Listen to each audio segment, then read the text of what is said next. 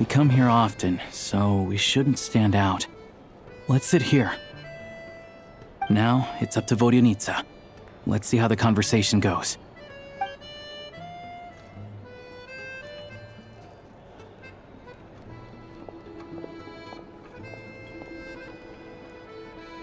Mr. Mitya! Over here! Over here! Oh, sorry. I got a little held up on my way here. Now we have even less time than we planned. Go ahead and order some snacks and drinks, whatever you like. Let me see. According to my schedule, we still have 25 minutes left. You're really pressed for time today, huh? I was imagining this would be a leisurely chat. If you'd prefer, we can always reschedule for another afternoon when you have more time. No need. Getting to meet the lead singer is a very precious opportunity for me. I'm not about to pass it up. I've already had to decline your invitation several times because our schedules rarely align. If I don't grab this chance while it's here, who knows when the next one will come around? Well, it's very kind of you to make time just for me. I'm not too sure, to be honest. But Snezhnaya is full of weird and wonderful things like that, so people tend not to bat an eye. I'm sure the same will go for the 𝗈𝗏𝘅 and Paimon. The reason I invited you out for tea and a chat today was to get some feedback from a true fan of the theater. Well, I genuinely have nothing bad to say. No matter how many times I hear you sing, it never gets old. It always seems fresh and new somehow. Maybe it's because the more times I listen, the more details I notice. Or maybe you simply improve with every performance, delivering it better each time. Thank you! I'm delighted to hear that! Could you give me any specific examples? Oh, yeah. The piece you sang today, for example. Beneath the Frozen River? Hey, what's with you? I'm just praising a good performance. I always used to find that such a bleak and lonely song. But the more you listen, the more you realize that it's not as cold and nihilistic as it appears. When you really dig down into it, there's a certain level where you're surprised by the emergence of hope. Wow, I'm impressed. I didn't expect you to pick up on that. Actually, I only tried out that angle after talking with a composer. Still, Beneath the Frozen River wasn't on today's program. Oh, really? But it's a classic. You sing it every time. Almost every time. Oh, well then, let me say a few words about that other all-time classic, Flying in the Wind from the Mountain Sparrow. I didn't sing that one today either. My voice wasn't quite up to it, so I switched it out at the last minute. Oh, but, Sorry, Mr. Mitya, but you were at the theater today, yes? Of course I was. Remember? I said hello to all the troupe members before the show started. You, Odette, and the others. So what did Odette sing today? Elegy of the Snow-Winged Goose, of course. Correct. I see. I see. You find my singing boring, don't you? That's why you don't remember a single song. Looks like I'll need to cut a few from the program next time. No, that's not it. I swear. All right. I'll be straight with you. I'm sorry. My mind was wandering as you took the stage today. I enjoy watching your shows because the exquisite performances stimulate the mind. It always sparks some inspiration for my research. So, whenever I get stuck at work, I come to the theater for a change of pace. Odette's dance during the elegy of the Snow-Winged Goose today was simply incredible.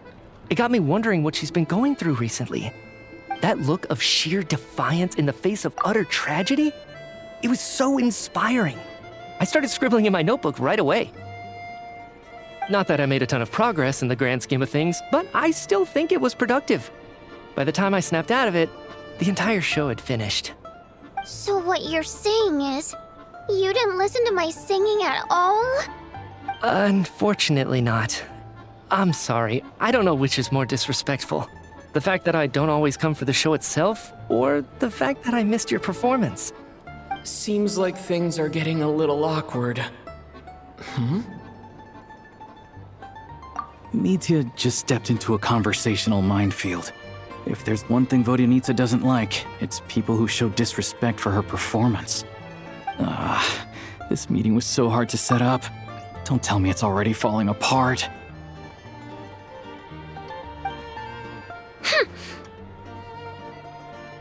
It's fine.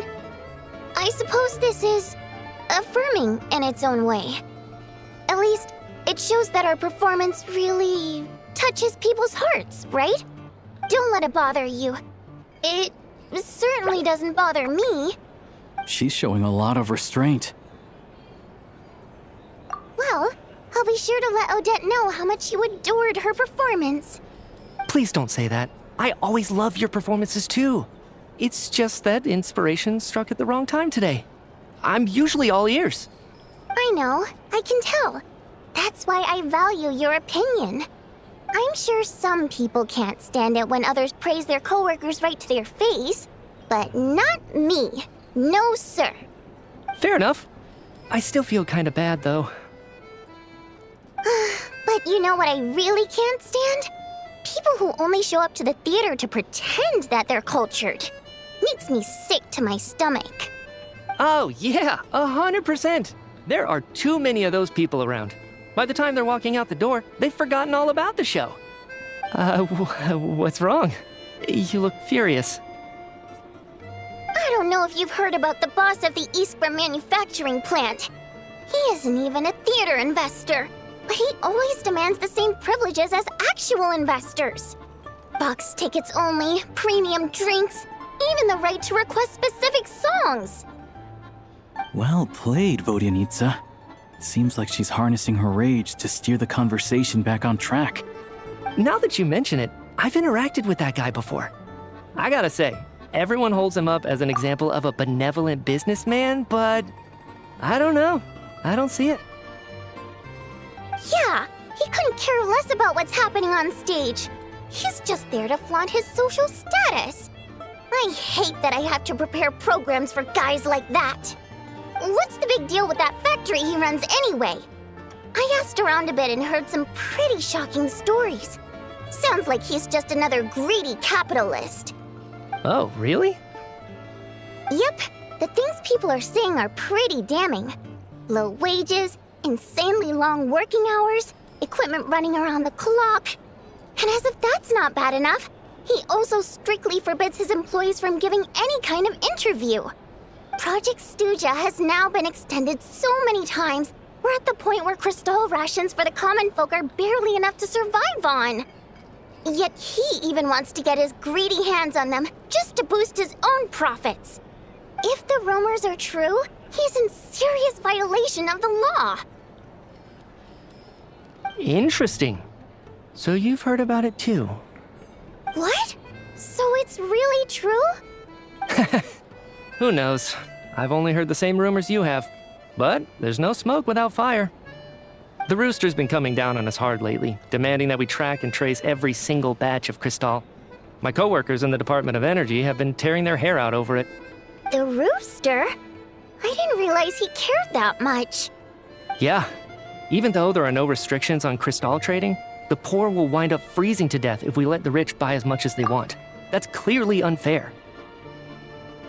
Looks like we'll need to arrange an investigation into the 𝘰𝘏𝘁𝘆𝘁 manufacturing plant as soon as possible. I never knew you kept up with current affairs beyond the theater, Miss Vodyanitsa. You really have a heart for the common person. Most Fae in your position have long been indifferent to the plight of humans.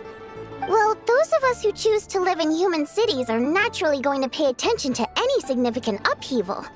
Isn't the rooster a Fae himself? I'm just surprised to learn that even someone with as much experience as him is getting so stressed out over Project 𝘬𝘁𝘏.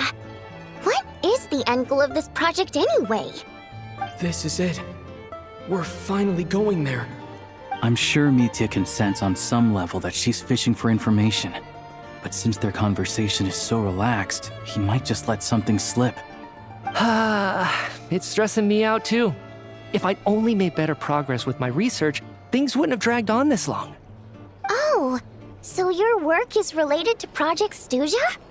That's right. The Armory Palace needs a brand new energy source. Not the power of the Light Realm, and not elemental energy. Right now, the only thing that meets the requirements is the power contained within stellar linchpins. But harnessing that power is costly. Each step of the process requires enormous amounts of Kresnik crystal, from extraction to quantification to attempts at conversion. Progress has been painfully slow, and the team is getting burned out as time goes by. Sometimes, I see people staring into space as if in a trance. Could it be that this new energy source has side effects? No, it doesn't affect us, because the energy is used for... Okay, I got it. Stop choking me. Sorry, I can't talk about that. I think we're all just exhausted. We've been working ourselves to the bone for so long with so little progress to show for it. It's no wonder people are struggling to stay motivated. Seems like I owe you an apology. I shouldn't have gotten so mad at you for not paying attention during the show. Don't worry about it. I count myself lucky, to be honest. I don't envy the people who work closely with the 𝘰𝘁𝘁 herself. I'd much rather be in my current position. At least I don't have to shoulder any major responsibilities. So they're trying to develop a completely new kind of energy. Yeah, censored by a scarf. Who would have thought? Oh, dear. It looks like my time is up. I'm afraid I have to leave. I'm so sorry. We ended up barely talking about the theater. That's okay. It was a pleasure chatting with you, really. Let's make up for it next time. Yeah, hopefully once the work pressure eases up a little, I'll be able to focus more on the performance, and then we'll have more to discuss. We touched on some confidential issues today. I'd be grateful if you could keep it between us. That could have gone worse. Nice job. Why was Mitya in such a hurry to leave, though? Sorry, routine inspection.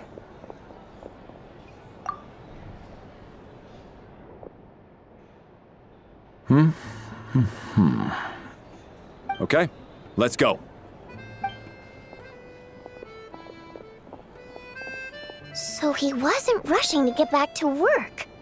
He must have calculated that Valeriy would find him here in exactly 25 minutes.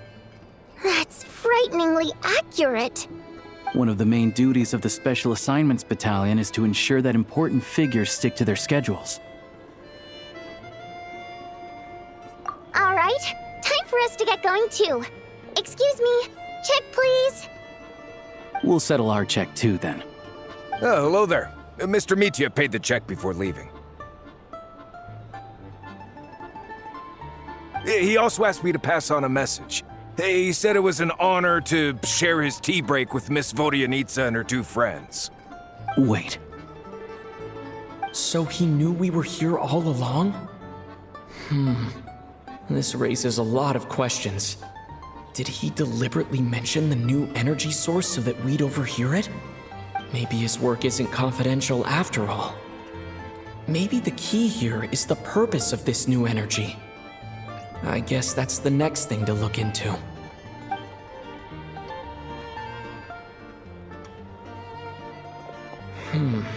Vodyanitsa and Alyosha have left. Time to head back and call it a day.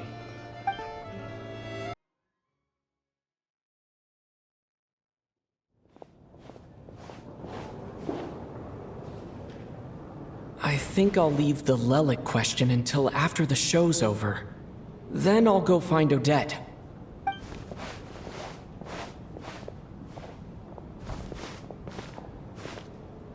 Child said he was originally going to come with Tonya. So I'm guessing Tonya's already here somewhere. Is there anyone here who looks like a Tonya? Let's see. It's a small audience. Makes sense for a preview. But wait, I do see some familiar faces. Mr. Chuganov's back again by the looks of it. Oh, and is that Mitya? And that Fatui officer, Valeriy. Guess he must be playing cat and mouse with Mitya again. Oh no. It looks like the show's starting and I still haven't found Tonya. Never mind. I'll just have to take a seat for now and see if I can catch her afterwards.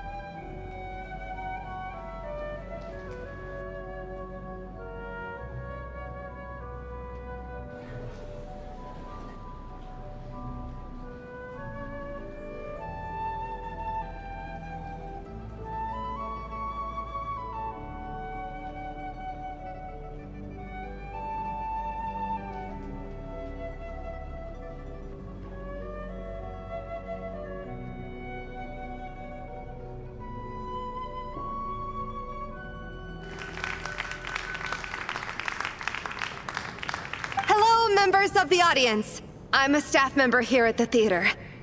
Today's performance was a very special one for us, as it marks the first attempt in a long time to revive the classic 𝘠𝘦𝘢 ballet, Spirit Seeker. To commemorate this occasion, we would love to take a group photo of the cast, crew, and audience members present today. Could I kindly ask the audience to please come up onto the stage?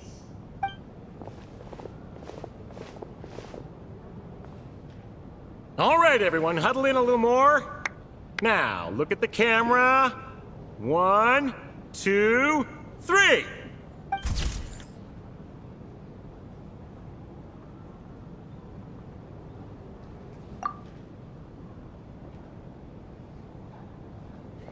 Are you quite satisfied, Mr. Energy Scientist? I rather hope you don't have any other escape plans to add to my workload today. What are you talking about, Sarge? This was simply my way of inviting you to watch Miss Odette's new show with me. And wasn't the performance spectacular? In the future, I heartily encourage you to take a leaf out of my book. Find some soul-nourishing pastimes to enrich your time outside of work. It was indeed a fine performance, but I must correct you on one point. This is not time outside of work. These are working hours. Working hours and non-working hours are just a social construct. Human technology can never advance if we're too rigid in our thinking, Sarge. May we leave now? Already? I mean, I was kinda hoping to soak up the atmosphere for a little longer, but... no? Okay, guess I'm pushing my luck. Didn't seem like too much to ask, but fair enough. Off we go then, Sarge. Back to the land of working hours. Lead the way. That has to be her. She's the only person in the audience around Tonya's age. Excuse me, are you Tonya? Huh? Your brother's busy today, so I took his ticket. Don't worry about him, he's fine. Oh, okay. Sorry for the trouble. What's wrong? Are you sick? No, I'm fine. It's nothing. Maybe she caught a cold on the way here because of the weather.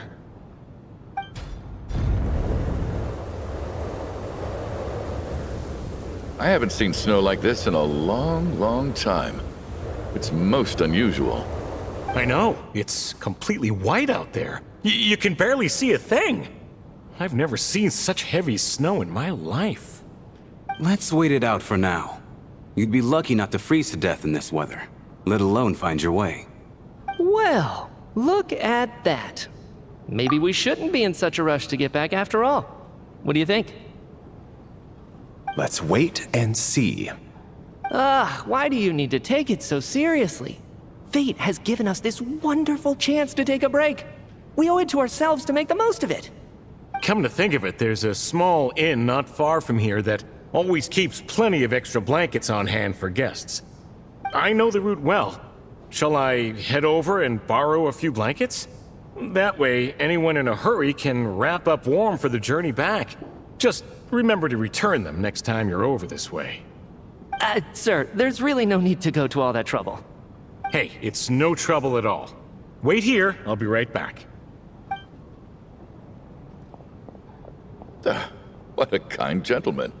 Very good. My wife and daughter are waiting for me at home, so I shall be heading back as soon as I get my blanket. So... are you expecting us to go back to the Armory Palace wrapped in blankets too? Don't worry about that. I made arrangements in advance. Should I not return to the Armory Palace within 3.5 hours after Operation Showtime begins, an armed squad will be sent to collect us. They will escort us back. You are one of our key military personnel, so any weather-related risks must be eliminated. Operation Showtime? So, wait. Every single time you drag me back to work when I sneak out, it's a whole official operation? I gotta say, you've really turned this into quite a moral dilemma for me. It's snowing pretty hard out there.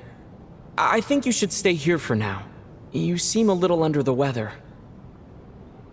Sure.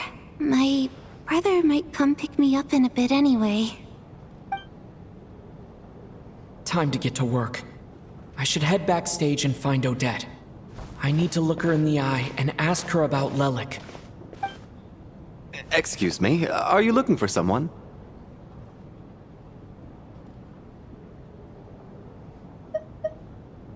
Ah, you're a friend of Alyosha's.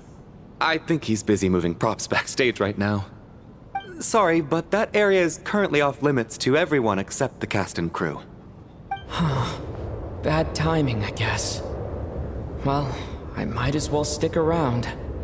I doubt Odette will be leaving before the snow lets up in any case.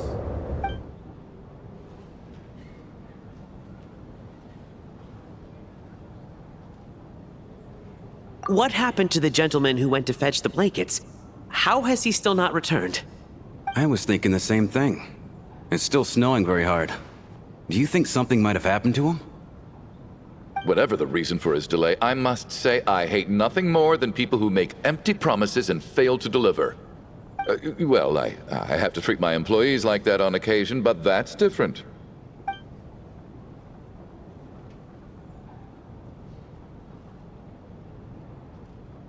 You seem anxious, Mr. Valeriy. It's been nearly 4 hours since I left the armory. The army should have arrived to extract us by now. They know how much I despise tardiness and disrupted plans. There's simply no reason that they shouldn't have shown up by now, barring exceptional circumstances. Surely a snowstorm like this one counts as such. Few things in this world can stop the Snezhnayan army, Mr. Mitya. And a snowstorm is certainly not one of them. Why don't you go out and take a look? They might be right outside, waiting for your orders before they dare come in. An absurd hypothesis. I have no intention of leaving your side for even a moment until I have escorted you back to the Armory Palace. This doesn't look like an ordinary snowstorm to me. That guy who left earlier, it looked like he just vanished into thin air. Either that, or my eyes were playing tricks on me. A man-eating snowstorm? Come on. Night hasn't even fallen yet. Spare us the ghost stories.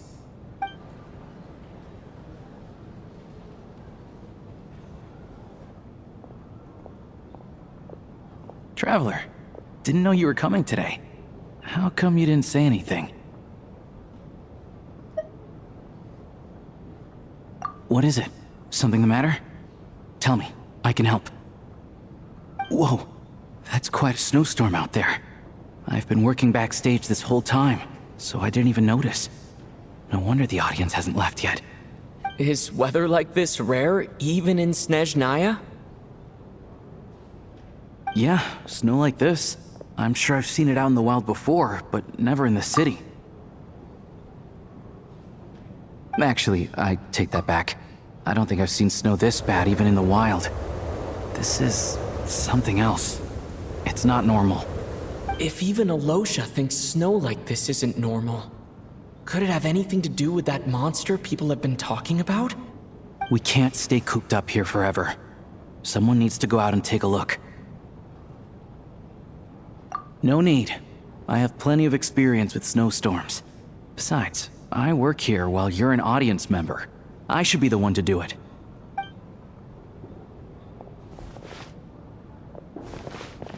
Everyone by the door. Careful not to let the snow soak into your shoes. In a snowstorm, you gotta look after your toes above all else. Heading out, my man? Be careful. I've been told the snowstorm eats people alive. Thanks for the advice. I am planning to be careful. I just want to take a quick look at the situation out there.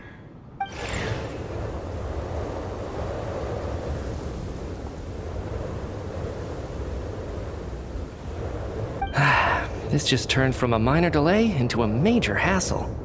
We can only hope that our friend who went to fetch the blankets just ditched us and went home. Is it really that bad? But my daughter, I won't be able to read her a bedtime story tonight. Huh?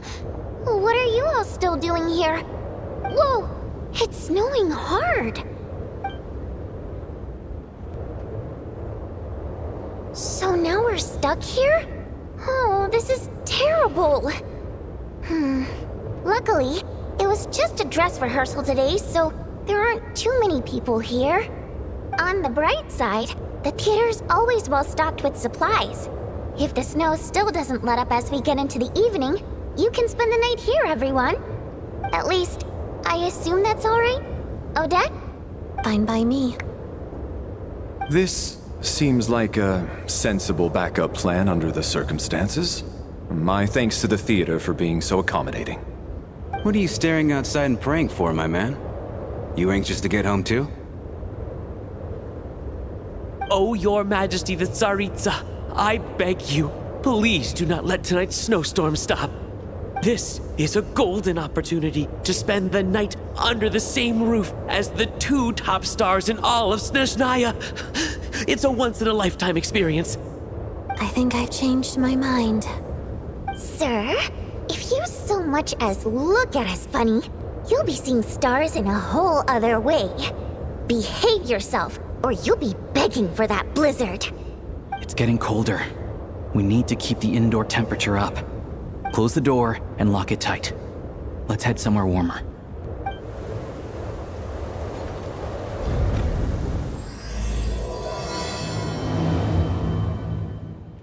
This is highly irregular. A delay of over an hour during an operation like this theoretically warrants a Harbinger-level response. I wonder what the issue is. The storm, or something else. Sarge, the day you learn to let go and just enjoy moments like this is the day you'll finally understand the meaning of life. Why, hello, sir. I believe you were the one sitting at a nearby table back at 𝘠𝘰𝘆𝘆𝘁 restaurant. Any friend of the theater's star performers is a friend of mine. It's a pleasure to meet you. I'm Mitya from the Energy Commission. Greetings. Major Valeriy, head of the Special Assignments Battalion. Armory Palace Royal Grenadier Guards, 1st Regiment. I am here to ensure Mr. Mitya's personal safety. Please let me know if I can be of any assistance. Mr. Traveler, I cannot help but notice that Miss Odette is stealing glances at me. Any idea what that could be about? I've racked my brains, but I can't think of anything I might have done to offend her. Perhaps she noticed me spacing out during her performance? What? You mean I really did do something to upset her? Well, thanks for letting me know. So, Mr. Mitya, is your work related to Project Stuja? Yes, that's right. The higher-ups in the Fatui transferred me from the Energy Commission to the Armory Palace because they wanted me to... Really? I can't even talk about that? Pretty sure it counts as part of my private life. All right, I won't say anything. Sorry, Traveler. As you can see, I'm afraid this pleasant chat will have to end here. So unfair. Talk about double standards. And now it looks like I've been spotted.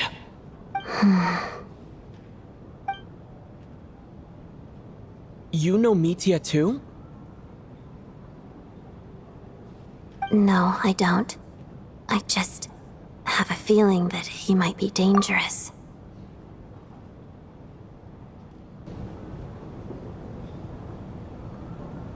How's it looking, Alyosha? No change from this afternoon. Heavy snow with no sign of slowing down.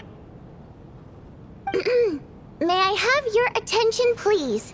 The storm is unlikely to stop tonight, and it'll be even more dangerous outside at night than it was during the day. We at the theater owe everyone here a duty of care. Therefore, we strongly suggest that you stay on site overnight and avoid going outside unless absolutely necessary. In a few short moments, we'll give you a tour of the theater's various quarters. You can choose to sleep in the VIP room, the office, or backstage. Or on the stage if you'd prefer. We won't mind. I'll pass on sleeping on the stage. What if the snow is stopped by tomorrow morning? The early birds in the audience might think we're part of some experimental new show. A drama about sleeping? That could be fun. Maybe we could come up with a title for the production. What? Gotta admit, I didn't get that one. Anyone who doesn't wish to sleep on the stage, please follow me. I'll show you to the rooms.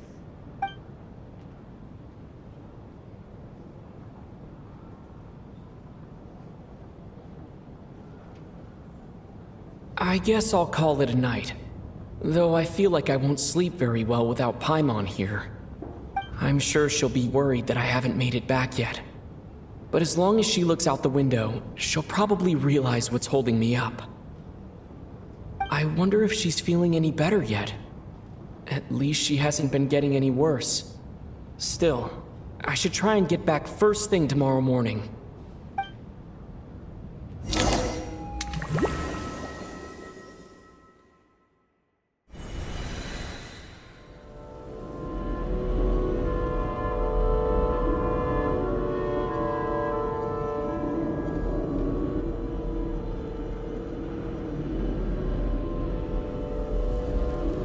Ah, finally! Welcome back to the world of the living, lazy bones. I was about to wake you. The black mist is almost on us. Still waking up, huh? You know, the black mist. It's been chasing us from below ever since we were born. You're just dozy. There's no way you've forgotten. Come on, let's keep heading up. Onwards and upwards is the only way to survive. Don't listen to a word those black mist cultists say. Here we go again. The endless march toward survival. What's going on? That black mist down there is creeping me out. And it's rising. Guess I should head upwards and get away from it. The black mist cultists believe that being swallowed by the black mist leads to everlasting peace.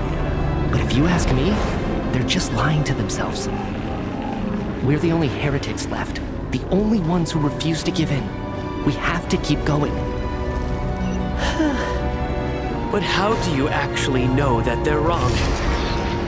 Dangerous question there, Torgov. The moment your faith wavers, you start a chain reaction that ends in the collapse of your will. Put the question out of your mind. Stay strong and believe that the black mist means certain death. Okay, but it's not my mind that's the problem. My body's about to give up on me. It's already starting to falter. I can't do this anymore. I've had enough of being forever on the run. What's the point of it all? All this will pass eventually, I promise. Keep fighting. It will be worth it. You accuse the Black Mist cultists of being liars. But you're lying too. There is no end to this path. It keeps going up forever. There was never any hope to begin with. The cult of the Black Mist has poisoned your mind, 𝗶𝘁𝘆𝘁. Are you thinking of giving up as well? I am. I think I'll take my chances with the Black Mist over this perpetual torture. As much as I detest the Black Mist cultists, I'm just too weary. Then I bid you both farewell. Let me put my personal opinions aside for a moment and say, I hope that you both find peace within the Black Mist. Fate always appears so impossibly complicated. But at moments like this, its raw simplicity is laid bare. Their fate was sealed from the instant they entertained doubt. From then on, the outcome was both inevitable and irreversible. Let's go.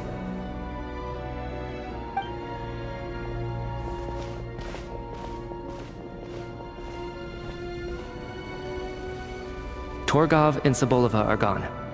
I never thought the day would come when even they would be swallowed by the Black Mist. It's just you and me now.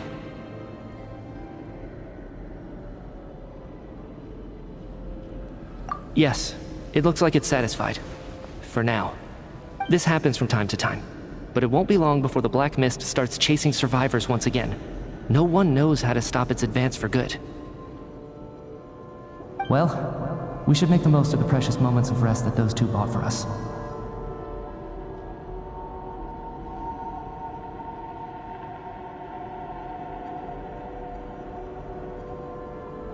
Huh? Are you really that sleepy, traveler?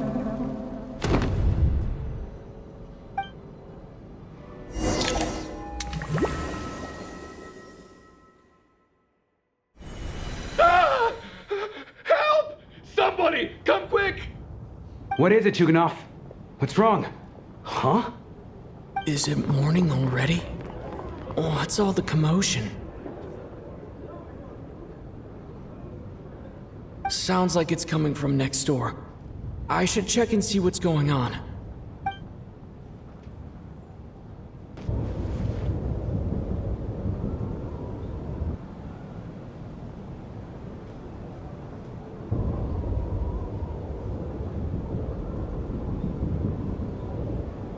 Don't look, Miss Tonya. Stay here. Okay. What happened to them?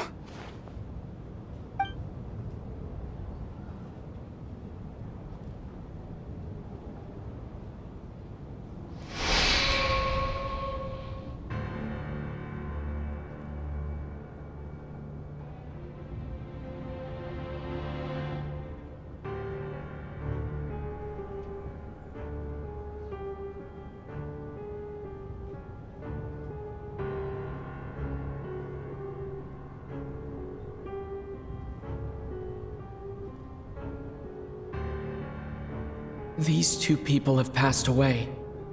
And the strange thing is that somehow, I knew this was going to happen. I knew that they would be the ones to die. Have I seen this moment before? Or did I have some kind of premonition? I can't remember what it was. Let me take a look.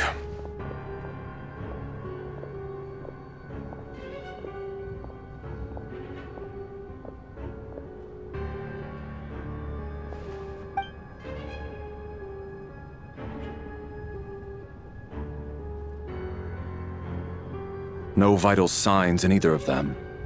They're dead. The cause of death, however, remains unclear.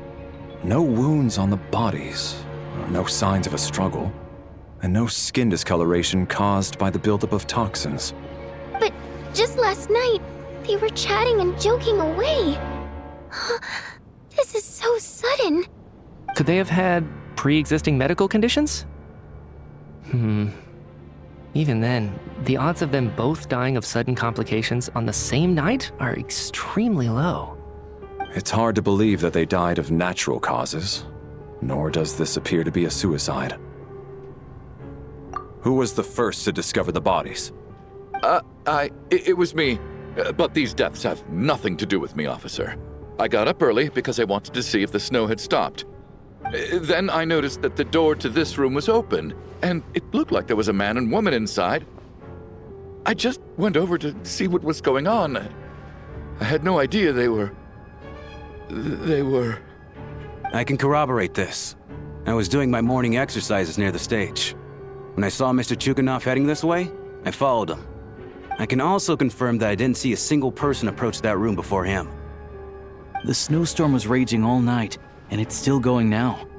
There's no way someone could have come in from outside, correct? You mean an intruder? No, not possible. I slept by the door last night as a precaution. There's no way I wouldn't have noticed if anyone had tried to open it. Everyone, split into pairs and search the theater for anyone in hiding or any signs of suspicious activity. I'll follow up with a full search of my own shortly. Go. There is no time to waste.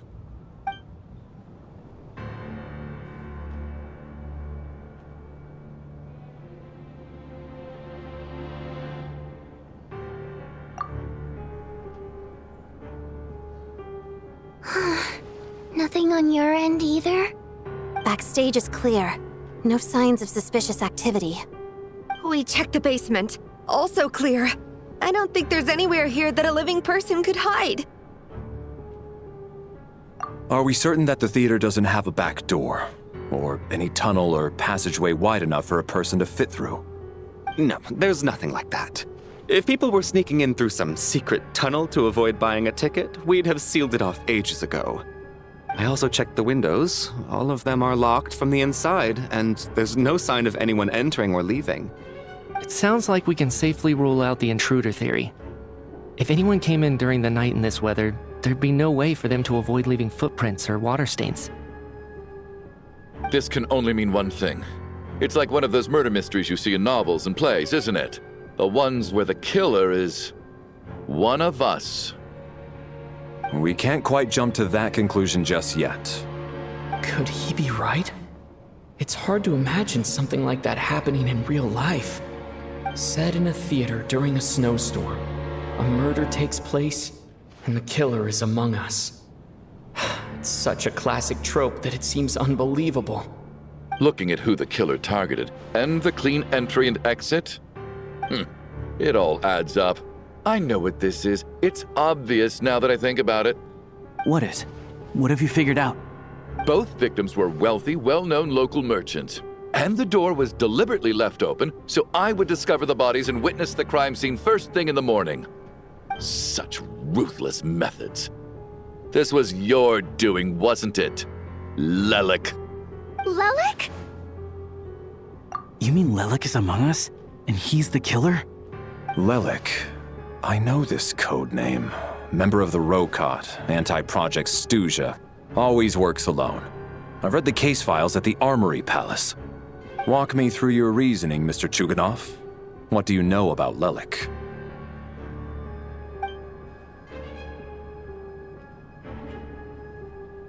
What now, huh? What now, 𝘰𝘰𝘁𝘁? What more do you want from me? I already voted against Project 𝘬𝘰𝘭 at the 𝘧𝘦𝘍𝑒𝑔𝑟𝑎𝑑. You snuck into my house the other day while I was asleep. Left a threatening letter. And I did all that you asked. But Project 𝘬𝘰𝘭 cannot be so easily shaken. Not with the rooster in charge.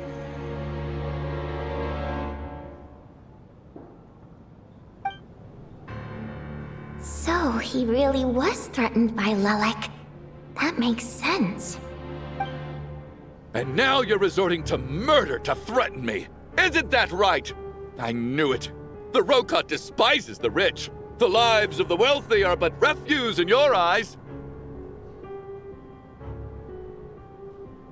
Show yourself! Which one of you is 𝘰𝘰𝘁𝘁, Tell me! I'll do whatever you want! Just stop playing these mind games!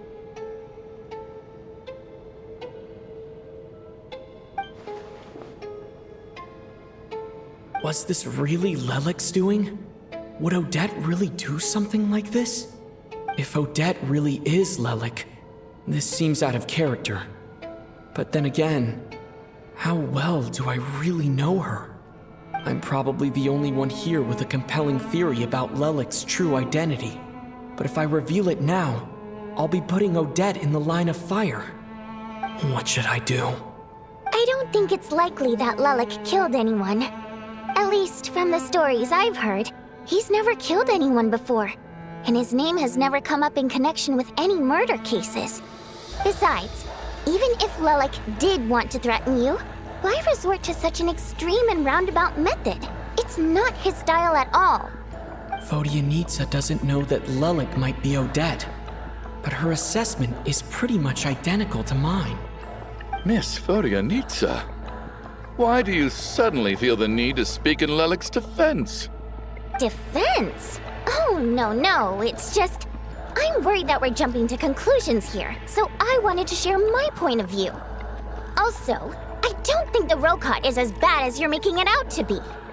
Well, if you think I'm so wrong, what's your theory then, Why don't you tell us who the killer is? The case is still evolving, Mr. Chuganov. Please do not prevent others from expressing their opinions so early on in the discussion. Even so, there's no denying that the recent threat received by Mr. Chuganov may well be an important clue. So there's still a good chance that 𝗏𝗏𝗏 is right here among us. I can't do this anymore. I don't care if it's still snowing outside. I have to get out of here.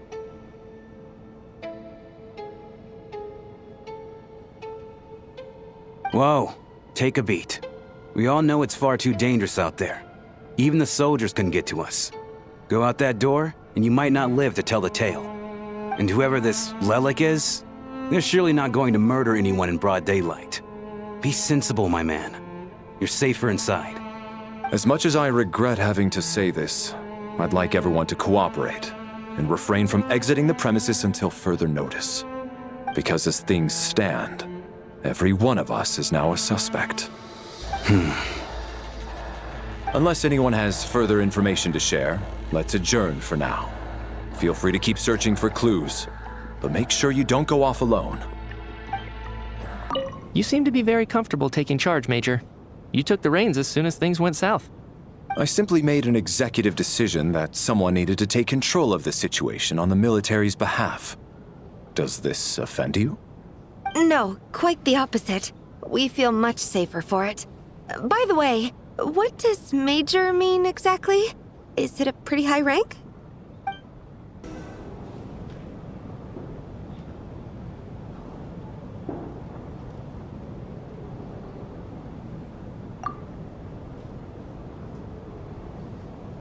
So... Odette is 𝗏𝗏𝗏𝗏? I don't know what game you're playing, but you've got a lot of nerve. It's just one identity. So what if it's exposed? I can disappear and adopt a new identity anytime I please. I made my peace with this when I chose to become 𝗏𝗏𝗏𝗏. But more importantly, I promise I am not the murderer, which means that someone else is. So, if anyone still insists that I did this, you'd best produce the evidence now. Otherwise, I suggest that you bite your tongue. Because if you really believe I killed 2 people without making a sound or leaving a trace, pointing fingers at me would surely only make you my next target. Is this really the truth, Miss Odette? That's confidence, all right. I believe you. A real no-nonsense attitude. I can see why Marionette said that she's on track to inherit the title of the Fair Lady. Are you seriously buying this? Hey, officer! She just admitted to being 𝗏𝗏𝗏𝗏. Aren't you going to do something about this?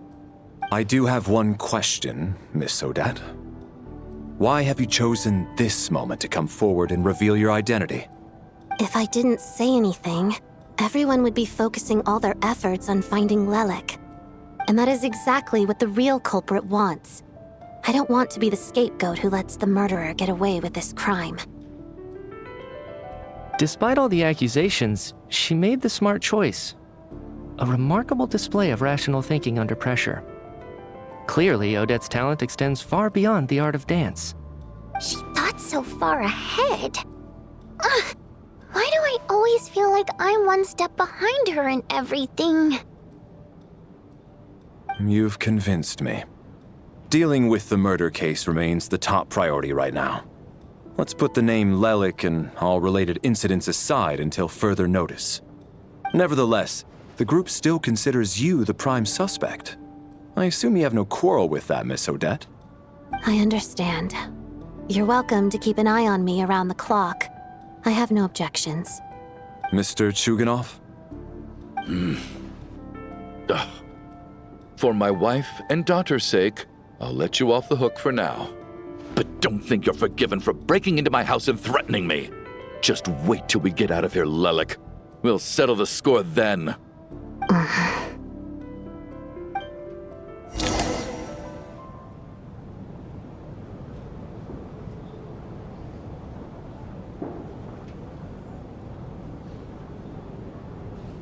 Good work, 𝘮𝘮𝘁 guard team. And 𝘮𝘮𝘁 too. Here, have some hot water. Turns out Valeriy knew about my exploits. So now I've been told I have to guard 𝘮𝘮𝘁 with him. Shouldn't you be facing my way if you're guarding me? At the moment, it looks more like you're my bodyguards. If the true culprit is indeed still at large, as you have claimed, we must keep our guard up against them also. Don't worry, 𝘠𝘦. We'll get through this. Once the snow stops, the officials will step in. The investigation will get easier, and then we'll be safe. But once the snow stops, won't everyone just leave? You're gonna miss us, huh? Well, some of us work at the theaters, so we'll still be here. I'll even give you a special backstage pass. Really, Miss Vodyanitsa? That's awesome! You've made a fan for life. Aw, you're so cute, 𝘠𝘦. All right, let's swear to it. I promise to give you the pass, and you promise to never change your mind about being my fan. Promise. Don't indulge her, 𝘠𝘦. You don't have to swear an oath over things like that. You really do get carried away sometimes, don't you, Miss Vodyanitsa? Hey, mind your own business.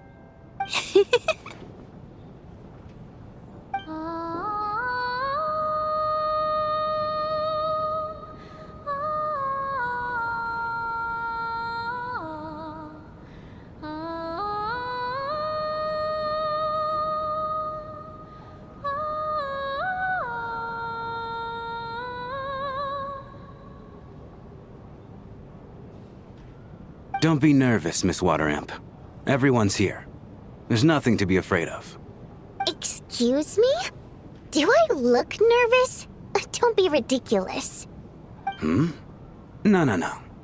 You sound nervous, lass. Oh. Wait, but how... Okay, plenty of people know that I'm a water imp, but still... How come you understand our primary mode of expression? Primary mode of expression. I've not come across that concept before. Do enlighten me, Vodyanitsa. Well, it's just... We water imps tend to communicate our emotions to each other by singing, rather than facial expressions. The emotions we convey through song take precedence over our facial expressions. So, we think of it as our primary mode of expression. I'm impressed, Shram. I didn't take you for a man of culture, but you're clearly rather learned. It's not about being cultured or not. The thing is, this mode of expression can usually only be understood by other water imps. It's not a simple case of a song sounding happy or sad. And yet, you're clearly human, Mr. Shram. It's really not the big deal you're making it out to be. I think I just have a knack for it. Plus, I have a... very close friend who's a water imp. A delightful lady. But keep that a secret. Anyway, we spent so much time together that before I knew it, I noticed I could understand her expressions. Oh, I guess that makes sense. Still, the fact that you have a water imp friend is even more surprising. I'd better watch what I'm singing when I'm around you from now on. Hey, what are you implying? You're not secretly insulting the audience in your songs, are you? Heavens, why would I do a thing like that? It's getting late.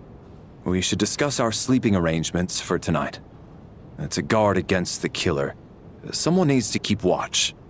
I suggest that we don't sleep in separate quarters tonight. It will be safer if we all stayed together. As long as someone keeps an eye on 𝘮𝘮𝘁, I'm quite sure we won't have any trouble. Are you saying that you wish to bet your life on Miss Odette being the killer? Nonsense. Of course not. Then I propose the following arrangement for tonight. The Traveler, Odette, and I will form the Night Watch. We'll sleep in shifts, but 2 of us must be awake at any given time. An excellent idea. This allows us to handle the Night Watch while also keeping an eye on Lilac. Meanwhile, the rule of taking shifts in pairs resolves the other issue. Namely that we can't necessarily trust the Traveler or Valeriy either. I expect that plan took you quite some time to come up with, didn't it? Actually, our field combat manual outlines a similar approach. Although the scenario there involves guarding prisoners overnight during field operations. That being said, I must clarify that I harbor no disrespect towards you personally, Miss Odette. In fact, Lelek's numerous covert operations make fine textbook examples for military agents. I care less about respect and more about the fact that you just robbed me of 2/3 of my sleep tonight. I'm calling dibs on being the first to rest. Good night.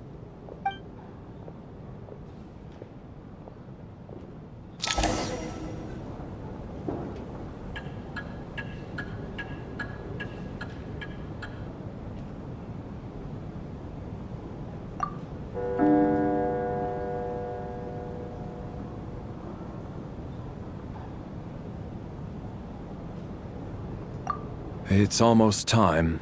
We should wake Odette. How are you faring? Oh, not going to argue with that. I'll take a quick nap. If you start to feel sleepy, wake me up anytime. It's finally time for Odette and I to share the Night Watch. I should wake her up.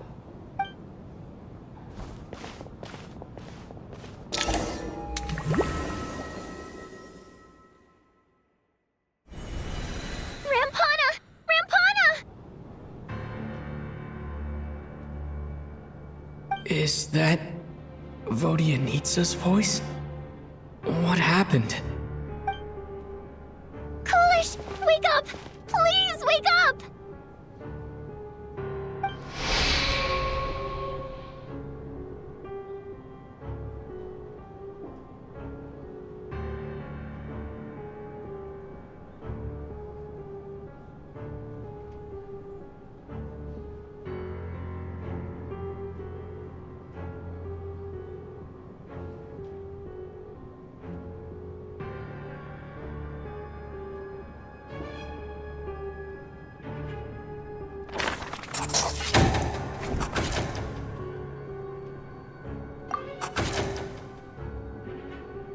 The situation is identical to that of the 2 casualties yesterday. We cannot ascertain the cause of death. At least there are some elements that we can rule out this time. They slept on the stage with everyone else, so I suppose the surrounding environment can't be a relevant variable. Rampana. Coolish. Weren't some of us keeping watch last night? 3 of us, in fact. How could you not notice something was wrong? I'm as confused as you are. Certainly nothing unusual happened on my watch.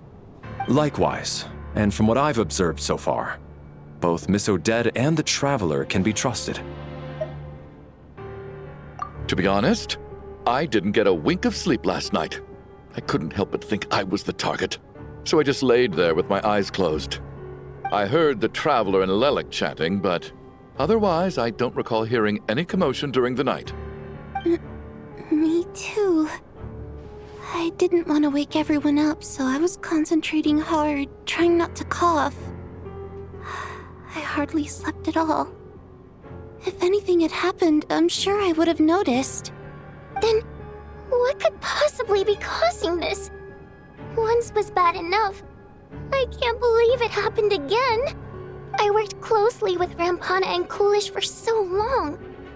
I never imagined that one day they'd... And on the stage of all places... Vodyanitsa... 4 victims in just 2 days, and we still don't have a single lead. I need to get to the bottom of this as soon as possible. And above all, keep 𝘮𝘰𝘆 safe. I'd never be able to look Child in the eye again otherwise. Still snowing? Yes, I just checked. Still no sign of anyone outside either. So we only have ourselves to rely on. If you ask me, this killer can clearly strike whenever they please. The Night Watch was a useless endeavor from the start. 𝘰𝘁𝘁 must be an expert in poisoning. Clearly she used some poison that can't be detected on the corpse. Here we go again. Listen, I was already thinking to myself last night, was 𝘰𝘁𝘁's reason for revealing her identity the real story? Well, now I have my answer. It most certainly was not. She's been playing us for fools. You get off on this, don't you? Revealing your identity, only to carry on with your killing spree? That's a hideous thought. One that only a hideous mind like yours could dream up. How dare you? That's enough! Yesterday, you named 𝘰𝘁𝘁 as a suspect because the victims were both wealthy merchants. 𝘰𝘁𝘁 might have had a motive then, but today's victims were just ordinary people. Not to mention that they were colleagues of Odette and mine. What reason would she have to murder them? Let me guess, just to scare you? Who knows? Maybe you don't know her as well as you think. I implore you all to ask yourselves, how many people are there really in this world that have what it takes to kill another person? Not many, I'd wager. 𝘰𝘁𝘁 is well known to be a ruthless operator, and now she has revealed her identity. How could it be any more obvious? Everything you've said so far is still just conjecture, which doesn't constitute a concrete lead. You need to back up your claims with some evidence. How can you defend her, officer? What did she say to you while you were on Night Watch? Maybe I shouldn't be so surprised. You military types are always colluding with criminals to target the rich.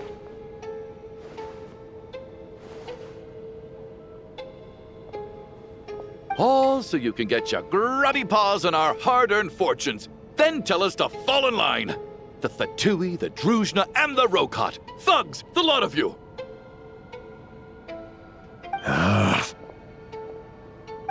Don't you dare!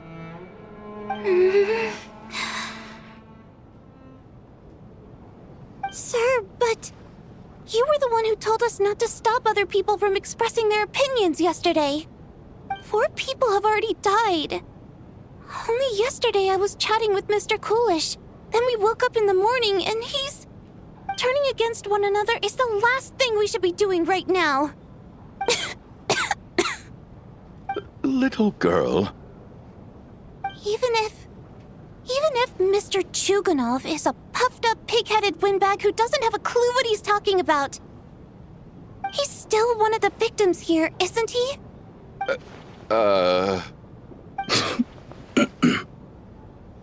Quite. I had no intention of resorting to violence. But you're right, Miss Tonia. I ought not prevent him from speaking his mind. In any case, I believe Mr. 𝘐𝘐𝑚 has calmed down a little now. We may resume our discussion. I don't think there's any need for that. What is there to discuss? Nothing about this situation is normal. Did you have an idea, Mitya? You're the brainiac here, right? Come on, clue us in! I've been mulling something over. All the leads we have so far concern things from outside the theater. Miss Odette's alter ego, the threats Mr. 𝘐𝘐𝑚 received. But then there's the 2 double murder crime scenes themselves, which have given us absolutely nothing to go on whatsoever. That's highly unusual. Even with the most careful killers, there's always some evidence left behind. So what are you suggesting? I think this could be a supernatural event. It isn't characteristic of human-on-human homicide at all. Correct me if I'm wrong, but aren't you supposed to be a scientist? That doesn't sound like a conclusion someone like you is supposed to make. I got into scientific research because of my insatiable curiosity. But if the present situation defies all known scientific explanations, I don't mind shifting my curiosity toward the paranormal instead. Now that you mention it, I remember when I first came to the theater. I heard rumors about this place being haunted. Haunted? I think I heard the same thing. But I mean, they're only rumors, right? We've worked here for years. Surely we would have noticed any spooky goings-on by now. Well, this has taken an unexpected turn. A haunted theater? If Paimon were here, she'd probably be hiding behind me in fear right now. Why don't we take this opportunity to look for clues again with a more open mind? Maybe a different perspective will help us see something different. Very well. Whether it's criminals or ghosts we're looking for, the same rules apply. Everyone needs to tread carefully. I'll move the bodies into the same room for now. Ah, Traveler. Since you're here, come take a look at this. Alyosha found it. We're both curious to hear your perspective. It appears to be an investigation report. And the focus of the investigation was the rumors of haunting we heard about earlier.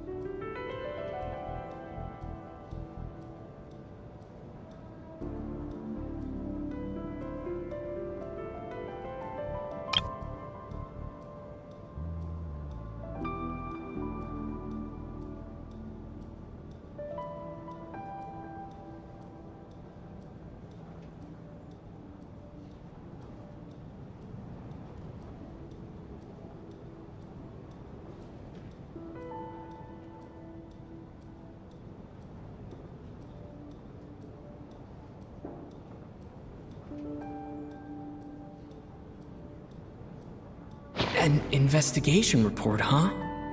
Looks quite old. This person's name looks to be of Sumeru origin to me. Was the investigator from Sumeru? The theater manager must have hired an investigator once specifically to look into this issue. But it doesn't look like anyone ever looked at the report.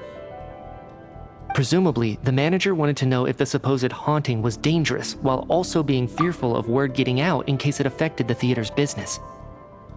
Anyway, the bottom line is, the haunting is actually real after all.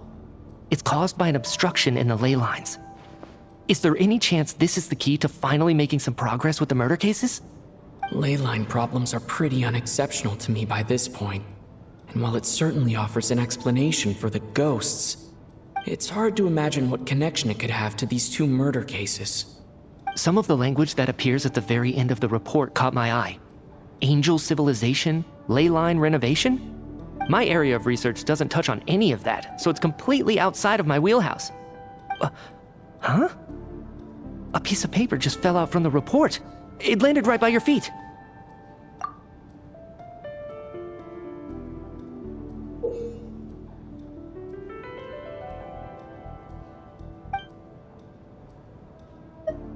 How unnerving. It was tucked inside the report, so it must be a note left by the author. Death is near. Is that supposed to be what's going on here? With us, in the theater? But if so, how did the author foresee it? Could he predict the future somehow? Maybe things are more complicated than we thought. No, wait a second. If we take the report and the note at face value, they completely contradict one another. The report definitively concludes that the hauntings in the theater are harmless and cannot affect the real world. But the note seems to be warning of potential danger. The question is, what exactly does the note mean by death?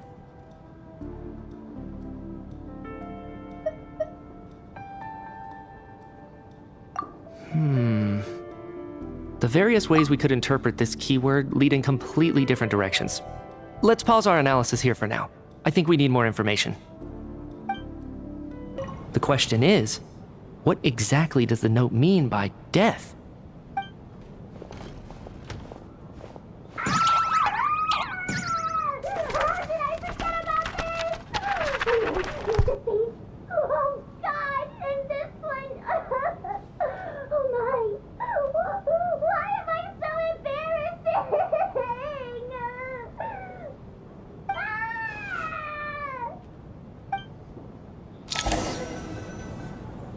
If we take all this together, it's not impossible, is it? If anything, it's the natural conclusion. Oh, I beg to differ. This sounds to me like a product of a researcher's vivid imagination. And perhaps it's because I'm still viewing this through the lens of a typical murder investigation.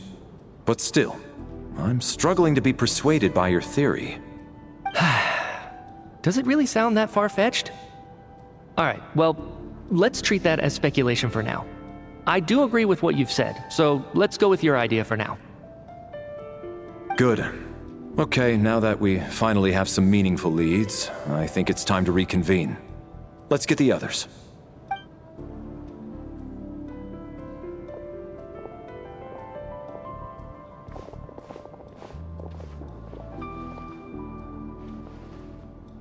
So, that's about everything we've discovered so far. I'll share my theory first.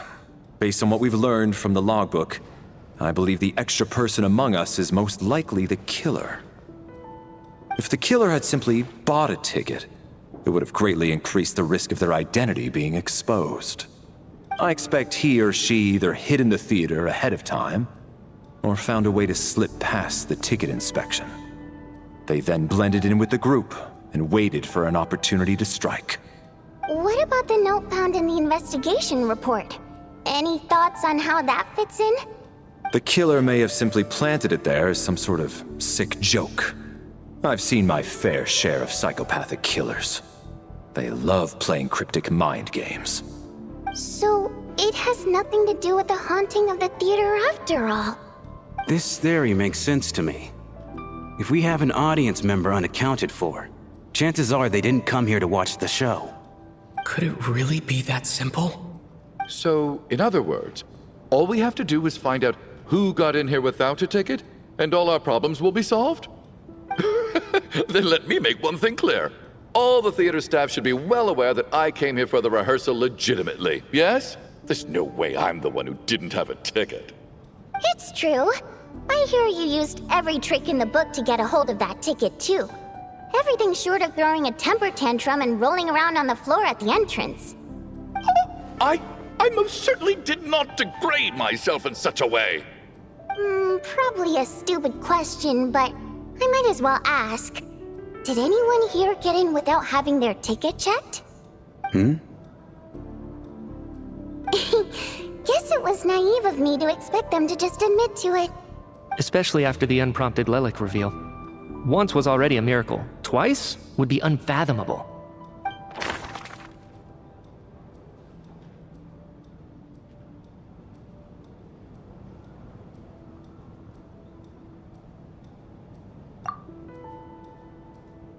Really? Wait, no. That can't be. Huh? Shram, what the devil are you talking about?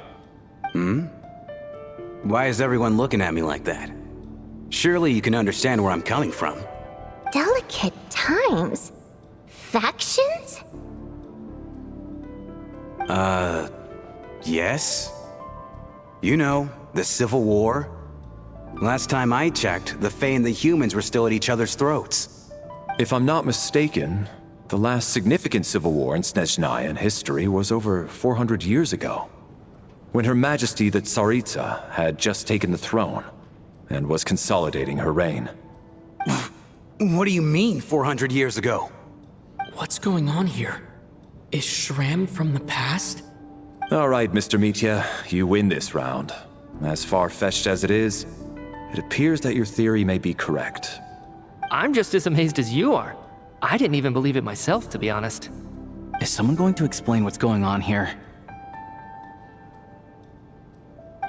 From the look on your face, you figured it out too, haven't you, Traveler?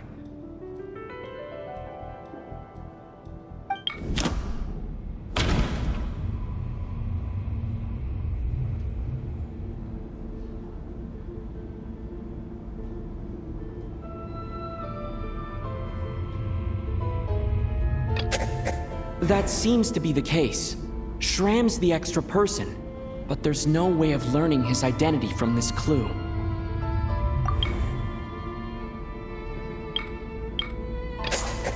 The theater's ley lines have been modified to block souls within its grounds from returning to them. Some souls can even wander this place forever. Mr. Sh.R.A.M.'s statement proves he is from hundreds of years ago. And according to the investigation report on the theater hauntings, Mr. Sh.R.A.M. is very likely a lost soul wandering the theater.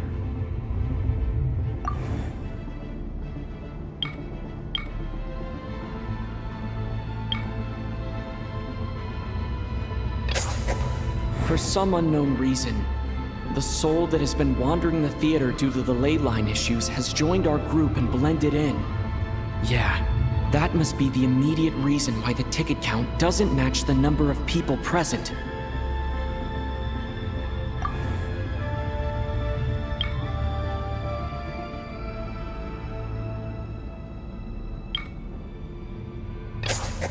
The contents of the investigation report have been verified. There are indeed ley line issues and wandering souls in the theater. Death likely symbolizes the deceased. Mr. Sh.R.A.M., for instance. Death is near. That must mean that there's a dead person in our midst. That's the truth, isn't it?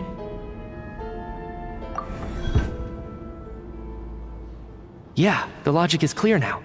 The investigation report said that there would be souls stuck wandering around the theater because the ley lines were cut off. Mr. Sh.R.A.M. must be one such soul who died in the theater a long time ago. In which case, that also makes him our extra person. So when the note said death is near, it must have been referring to death as in the deceased, people who died a long time ago. Someone who died a long time ago. In short, there's a dead person among us. The extra person we've been searching for is a ghost from the past. You mean I'm a ghost? No. Don't make jokes like that, my man. There must be some mistake. But even if I was dead, I know for a fact I didn't kill anyone these past 2 nights. Yeah, even if all that's true, the report also said the souls inside the theater can't affect reality, right? They're harmless. Then what if the problem isn't the souls at all, but the ley lines themselves? The ley lines have a powerful ability to attract and devour souls. Let's say that the ley lines are like a black hole, constantly seeking to engulf souls.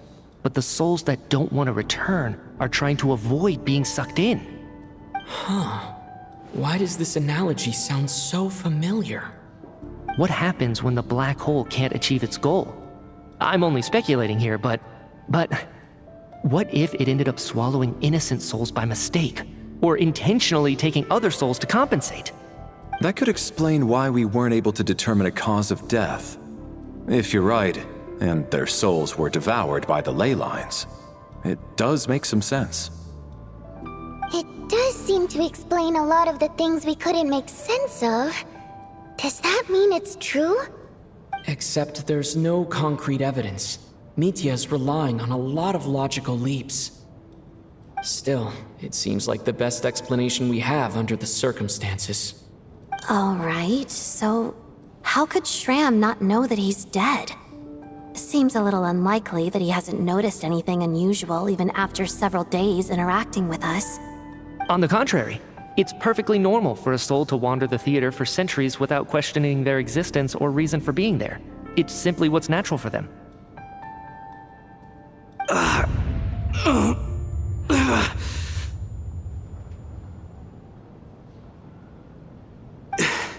You know what, Mr. Brainiac? I think you might actually be right after all. I'm trying to remember and... even though my head feels like it's going to explode, I think... it's all coming back to me.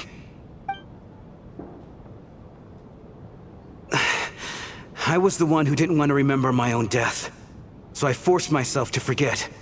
Well, I'm sure those are painful memories. My lady and I snuck out to go on a date one day. We bought tickets for the theater. It wasn't really my thing, but I was just happy to be together. All of a sudden, a group of people burst into the theater, shouting for all the water imps to get out, performers and audience members included. It was clear the conflict between humans and Fae had reached a boiling point. This time, the extremists were even coming after the water imps who had nothing to do with the war. I thought I could pull one over on them, so I took off my jacket, draped it over my lady, and tried to sneak out amid the chaos. But I got caught. They started shouting, calling me a traitor to humanity. But I was going to do whatever it took to buy her a chance to escape, no matter how many people stood in my way. I had to, both as her bodyguard and out of love.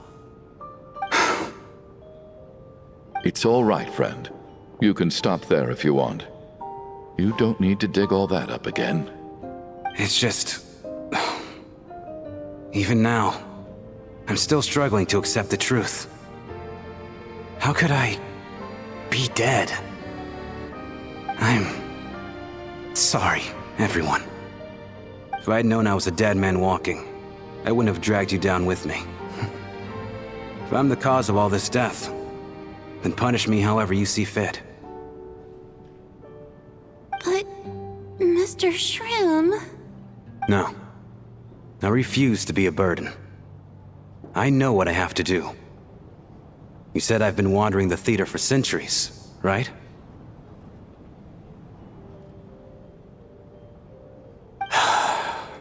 I guess it's high time I got a breath of fresh air. Out there, I mean. I'll leave this place, and take all this death with me. Go out on my own terms. Mr. Shram, I'm sure we can figure out a different course of action. My good sir, we both know I'm not supposed to be here. I should have accepted my death long ago. One way or another, this has to end. Unless you're saying this goes against another one of your military principles somehow. No, I'm speaking on a personal level this time. Let it go, man. Oh, wait. One last thing. Miss Water Imp. My lover. Her name was Mitya. Mitya Aether. Do you know what happened to her? Ozarova. Oh, Auntie Ozarova. That's what we all called her. I remember her as a very kind elder. She had a bunch of kids, too. I'm so glad she survived. And she had lots of kids? Good. That's... good. I could hardly expect her to stay single just because of what happened to me, right? As long as she went on to be happy, that's all that matters. Besides, I'm dead. My soul has been wandering around here for so long because I was worried about her. But now, I can go without regret. There's no need to see me off, my friends. I've enjoyed our time together over these past few days. Perhaps we'll meet again in the next life.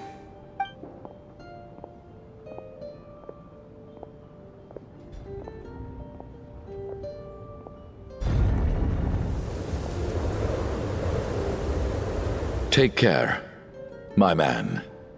I knew Mr. Shroom was already dead, but...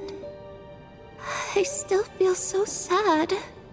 Death is cruel, no matter how we might try to make sense of it. So, was the conflict between Fae and humans really that bad back then? I was only little, so I don't remember much, It's terrible to think that so many innocent people had their lives turned upside down. Even the historical records about that time period don't say much about it. All people know is that the 𝘰𝘰𝘁𝘁 founded the 𝘮𝘰𝘁, drove out most of the Fey aristocracy without explanation, then used her terrifying power to suppress the humans. It seems to me like the 𝘰𝘰𝘁 chose to make herself the enemy. She downplayed the conflict, directing whatever animosity both sides had for each other at herself instead. That's also why, despite how brutal the conflict was at the time, there hasn't been much lingering tension between humans and Fey since. Things have been fairly harmonious for the past few centuries. So, the 𝘰𝘰𝘁 banished the Fey to protect the Fey living in the city? She offered herself up to be hated in exchange for peace. Maybe it's not quite as bad as it sounds. I don't think Her Majesty is too concerned if mortals hate her or not. And besides, there are very few who truly do. All this time, I had no idea. All right. If Mitya's theory is correct, then I think we can consider this matter settled. Let's all take a break.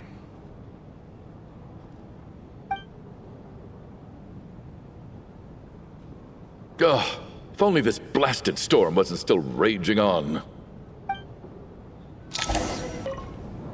Even though Shram was already deceased, his decision to walk into the snowstorm was still a sacrifice, and a very brave one. This is one of the few times I don't feel at all happy to have my theory proven true. Actually, there's something else as well. I found myself in a situation similar to the one you were in when you helped conceal my identity. So I thought I'd come and ask you for advice. It's about Mitya. Before all of this, the last time I saw him, he was dead. As I'm sure you know, my goal as Lelek was to stop Project 𝘬𝘬. Well, when I found out the tech lead for the experiment behind Project 𝘬𝘬 was Mitya, I immediately started planning to track him down and threaten him to back out. I often saw him around the theater, but I soon concluded that making my move there would risk exposing my identity. So I decided to infiltrate the Armory Palace and go directly to his lab. That way, the threat would be much more effective. Well, I suppose there was a bit of luck involved, but I am a 𝘮𝘰𝘁, so I already had some familiarity with the building's layout. But when I finally made it to his lab, Mitya seemed to be dead. I checked his breathing and his pulse. He had no vital signs whatsoever. I'm certain of that. I thought maybe another anti-Project 𝘬𝘬 activist had beaten me to it, and chosen a much more brutal method, so I made myself scarce. That's why you were so on guard around Mitya that first night here. Yes. When I saw him sitting in the audience during the performance, I could barely contain the shock. To me, it was a miracle. Somehow, he'd come back from the dead. But then, the murders started happening and things got so complicated that it wasn't really at the front of my mind. That is, until Mitya himself said there must be a dead person among us. Then I couldn't ignore it any longer. And yet, you thought that bringing it up right away would single Mitya out. Just like when everyone was suspecting Lelek. Exactly. I thought there could be something I was missing. Besides, we soon figured out that Mr. Shram was a ghost, and we knew there was only one extra person, so we thought he had to be the one. But now, it seems like there's another candidate. I understand why you kept it to yourself. There was so much information being thrown around during that discussion. Bringing up Mitya would have just introduced more confusion. So, what do you think we should do? Let me confirm one thing first. When was it that you found Mitya dead? Around a week ago, sometime in the afternoon. A week ago? That's earlier than I thought. I saw him just a few days ago at a restaurant. That definitely would have been after you found him dead. He seemed completely normal to me, chatting with Vodyanitsa, trying to avoid Valeriy. So he was definitely alive on that day. Huh. Well, all I can say is I know what I saw. Here's a thought. The reason we even suspected a dead person could be among us was because of the problem with the theater's ley lines. But Mitya's death happened inside the Armory Palace. The ley lines affecting the theater shouldn't reach that far. You're right. I guess he doesn't fit the profile of the person we were searching for. I think the chances of it being him are very low. Surely he can't have died for real in the Armory Palace. Unless... Unless what? Unless he really did come back from the dead. You're right. Do you think we need to disclose this to the others? Huh, what's this? A private meet and greet? Where do I line up? That's not what's going on here. Well, I was just making the rounds. Thought I'd try to lighten the mood a bit. Vodyanitsa's handing out food if you're hungry.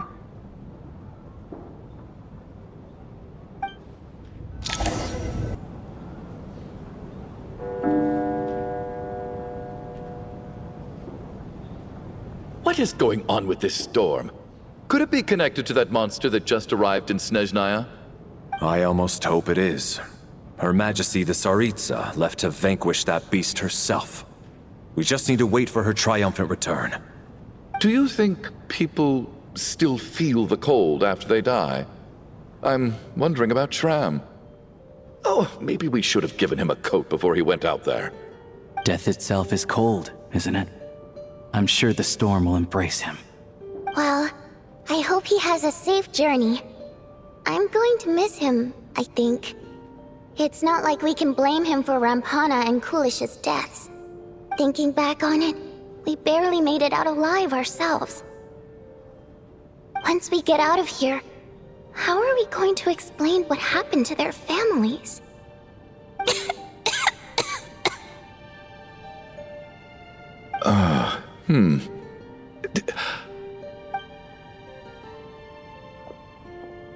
Are you okay?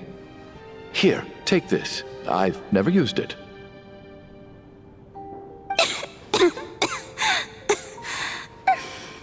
Thanks.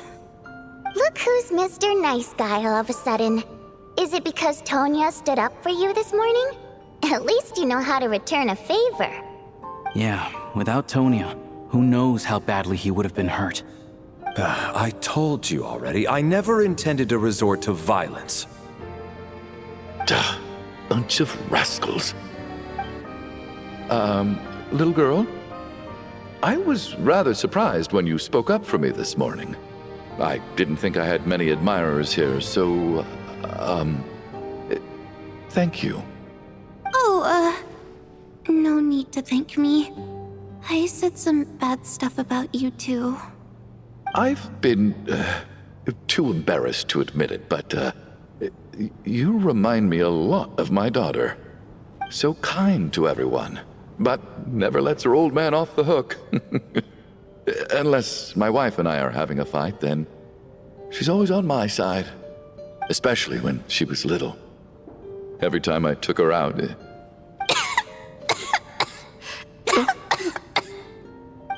All right, easy now. How long have you had that cough, Tonya? I don't know. It's probably been a while. I'm fine. Are you taking anything for it? Yeah. I'll be fine once I see my brother. He's gonna pick some frost fairy flower leaves and brew a tonic for me. I'll feel much better once I drink that. I see. That's good to hear, then. We should probably discuss arrangements for tonight. Now that the deceased has left our midst, there shouldn't be any more incidents. However, out of an abundance of caution, I'll keep watch.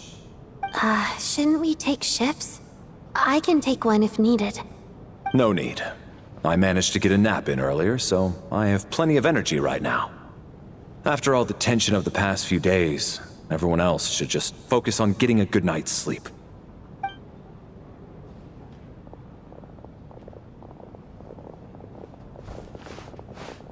What a long day.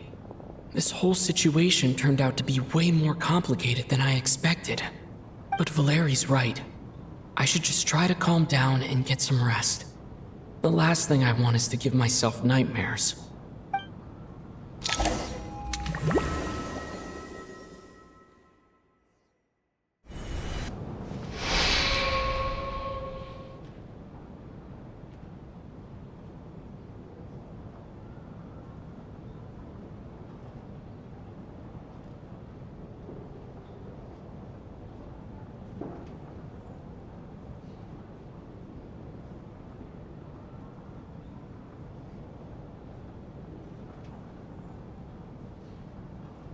Wake up! Everyone needs to wake up!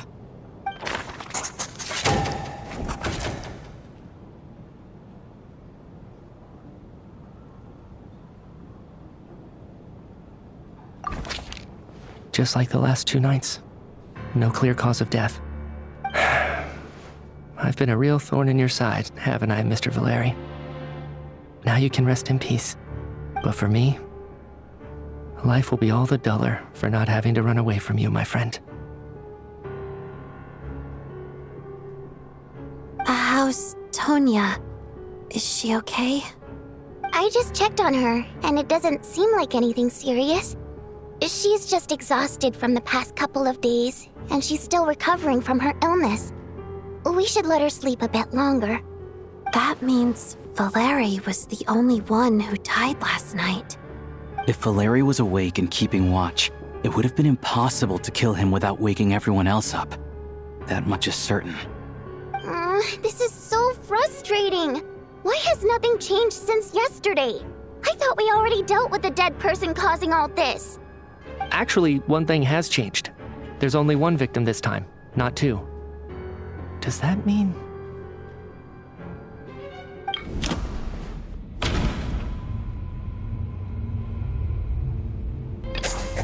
After the deceased Shram left, there was 1 less victim last night. That more or less tracks. It's a reasonable conclusion, considering the only variable that changed.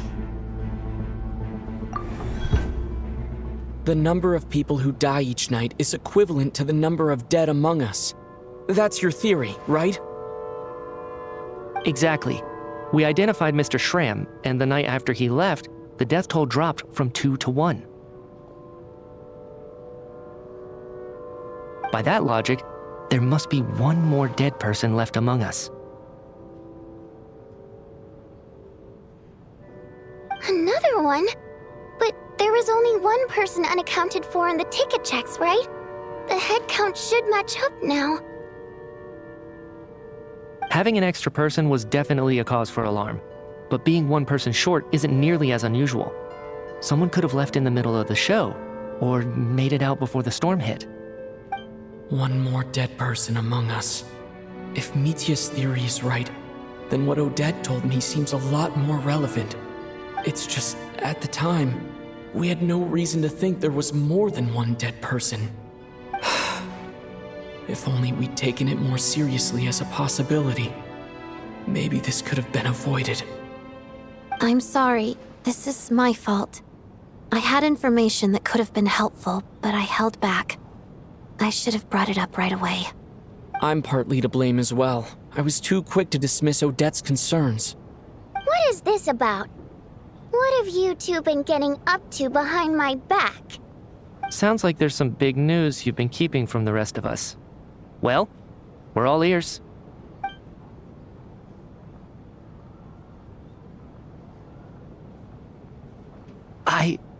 I'm the dead person? Wow, that's certainly news to me. Odette and I talked about it yesterday, but we thought it just wasn't possible, so we left it at that. Yeah, I don't blame you. If I'd been there, I probably would have reached the same conclusion. It just sounds too unbelievable. Let me just try and verify this. I just scoured my memories trying to think back to the afternoon Miss Odette mentioned. But I honestly have no recollection of dying. That's where I'm different than Mr. Shram. Having seen Mr. Mitya a few days ago myself, I also find it hard to believe he could be the other dead person among us. Well, if it isn't Mitya, then who? Do we vote on it? If you don't mind me asking, Traveler, I believe you mentioned that you know Tonya's brother. Had you ever met her before all this? No, never. Wait, are you saying... Now just 1 minute. I know where this is going. You can't just randomly point a finger at anyone you want. You're in the hot seat, and all of a sudden you want to divert our suspicions onto somebody else? Trying to pick a fight, Mr. Chuganov? Whenever you open your mouth, all you do is attack people, and I've had enough of it. If you don't want to engage in a civil discussion, you can shut up. You little brat! Did Mitya ask about Tonya because he suspects her? I suppose I only identified her by age, and nothing else. Could that mean...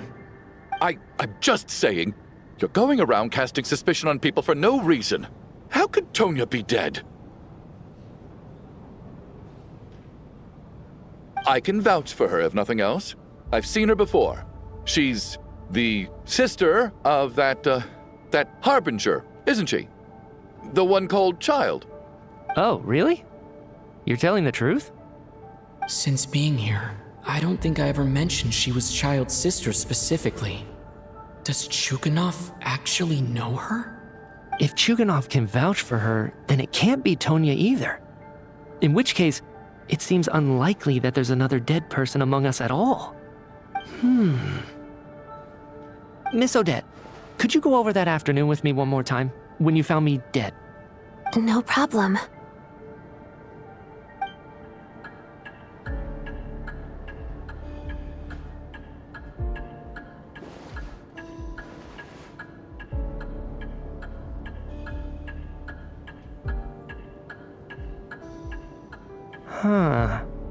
No matter how hard I try, I just can't remember anything about dying. But I do remember something else. Miss Vodyanitsa, during our last meal together, I told you how some of the researchers were suffering from temporary memory loss. Do you remember that? Oh, yeah. You said it was hindering the progress of your experiments. You thought they were just under too much stress or something. Right. And even though I don't remember dying that day, I'm pretty sure I experienced something like amnesia. Some of my memories from that afternoon are missing. Are you suggesting you're missing the memory of your... Of course. How am I only just realizing this? Humans aren't necessarily aware of their own death. You mean being silently assassinated, or dying in your sleep? Situations like that? The researcher's amnesia. Suddenly it all makes sense. I must thank you, Odette. I think your perspective just helped me reach a breakthrough on a series of issues that have been troubling me for quite some time. All right. It's decided then. I'll be the one to leave today. Oh, leave? Hey, wait a minute. Aren't you rushing into this? What if you're wrong? You'll pay with your life. Come on, kid. Aren't you gonna fight for your life? This seems like a rash decision. I have other reasons beyond what's been discussed. In fact, thinking back, I remember during Miss Odette's performance, while I was sitting in the audience stalls, a brilliant new idea for my research popped into my mind.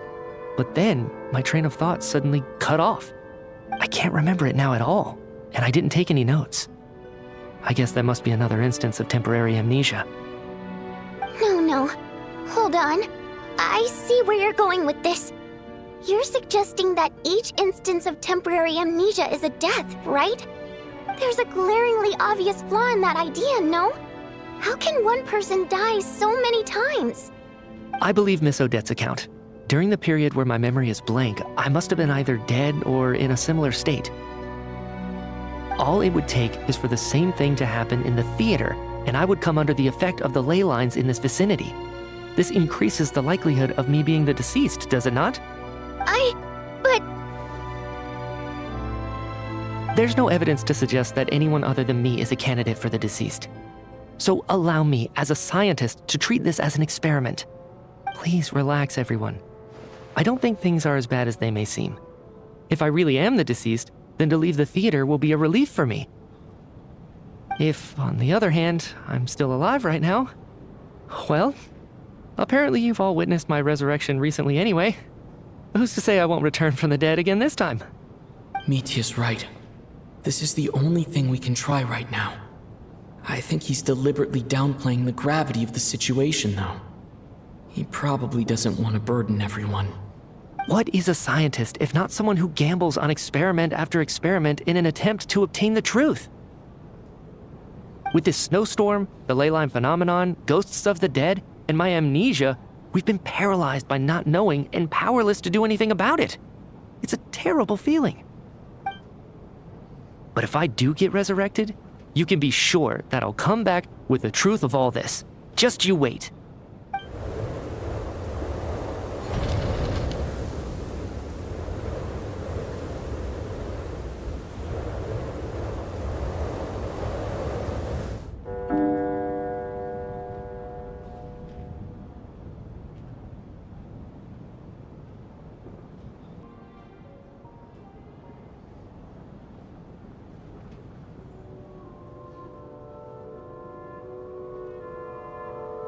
I think we should leave.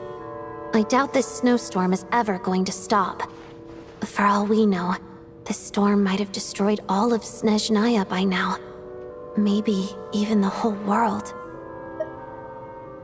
Wait, we finally solved the mystery of the haunted theater today. Maybe let's at least try to enjoy tonight? Fair enough. I don't particularly feel like dying in 𝘁𝗏𝑈𝐺's company anyway. And yet you won't let me die first. Hey, 𝘁𝗏𝑈𝐺, on a serious note, if we do make it out of here, you should close down that factory of yours. A lot of people are freezing thanks to you. Is this really the time to be discussing my factory? All right, fine. I'll shut it down. Doesn't matter to me anymore.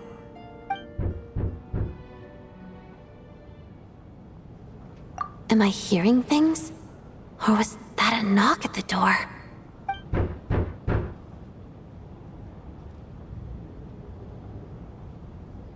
There it is again. But I don't understand. The snowstorm hasn't stopped, has it? Should we open the door? Is this it? Is this nightmare finally over?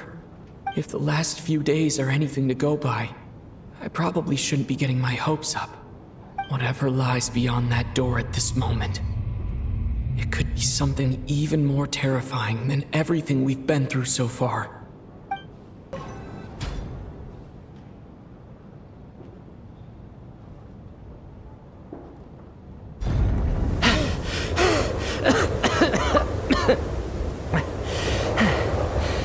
Hey everyone, I'm back. How are you doing? Feeling any better? Much better, thanks.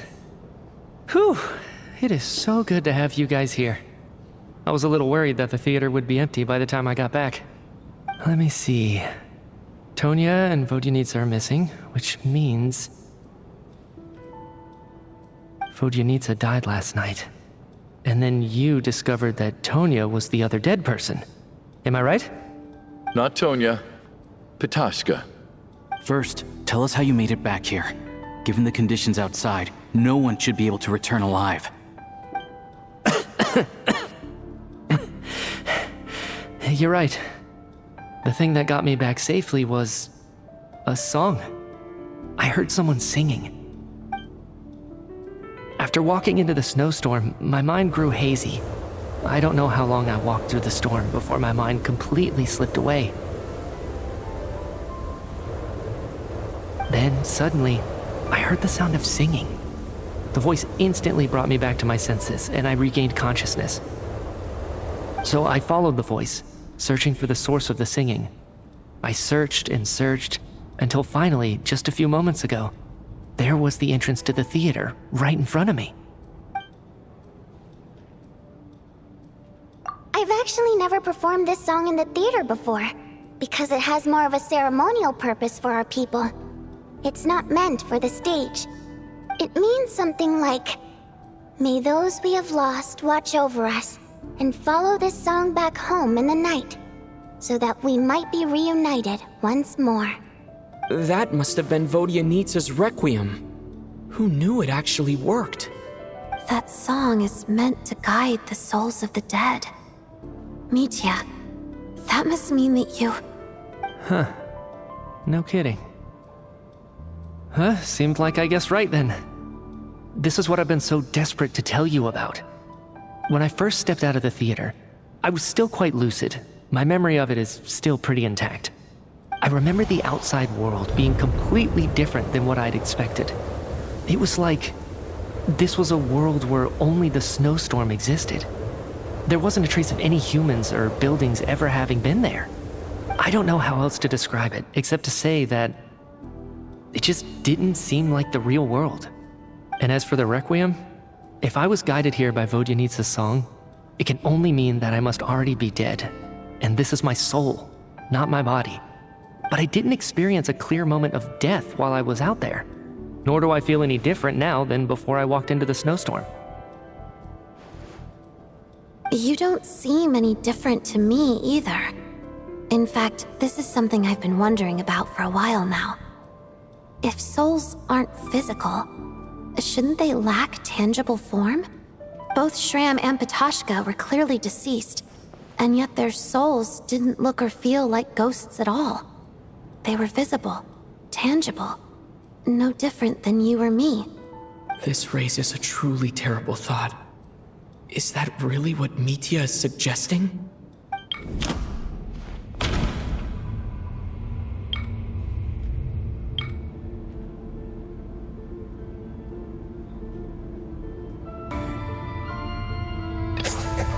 Mitya's soul was summoned back by the Requiem, confirming that he is indeed already dead. And yet, he looks no different from us. Of course, if even the long-deceased like Mr. Shram can blend in with us undetected, then maybe we've all been dead from the very start. And all of us are now souls wandering the theater.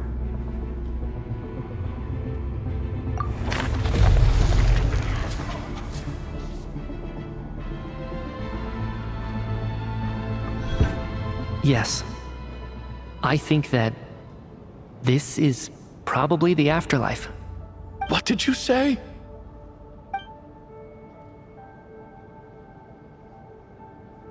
You heard me. We died in the theater. All of us did. But due to an obstruction in the theater's ley lines, our souls are trapped here, while an endless, infinite snowstorm rages outside. It's ironic, really. All that time, we were working so hard to figure out who the deceased among us were, when the truth was, we were all deceased. The only difference being some of us died more recently than others. Do you remember that note, "Death is near"? Seems like we misunderstood what it meant after all. Death was nearer than we wanted to think all along. The note simply meant that all of us were already dead. So all our attempts to survive, our search for the deceased, it was all for nothing? Hard to say. At the very least, we helped 2 lost souls find clarity and go to where they belong. The presence of those 2 is probably what caused our souls to be drawn in by the ley lines. In which case, the deaths we've awoken to over the past few days were just souls returning to the ley lines for good. If what you're saying is true, doesn't that make us the lost souls now? Huh, no wonder. This afternoon, when I was moving Vodyanitsa's body, I noticed that the other bodies in the room hadn't decayed one bit after all these days. That's further proof that those aren't physical bodies at all, but merely our shells here in the afterlife.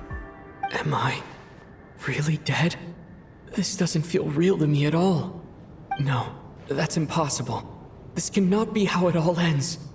I still find it hard to believe that all of us are dead. How exactly did we die in the real world? None of us have any memories of dying, right?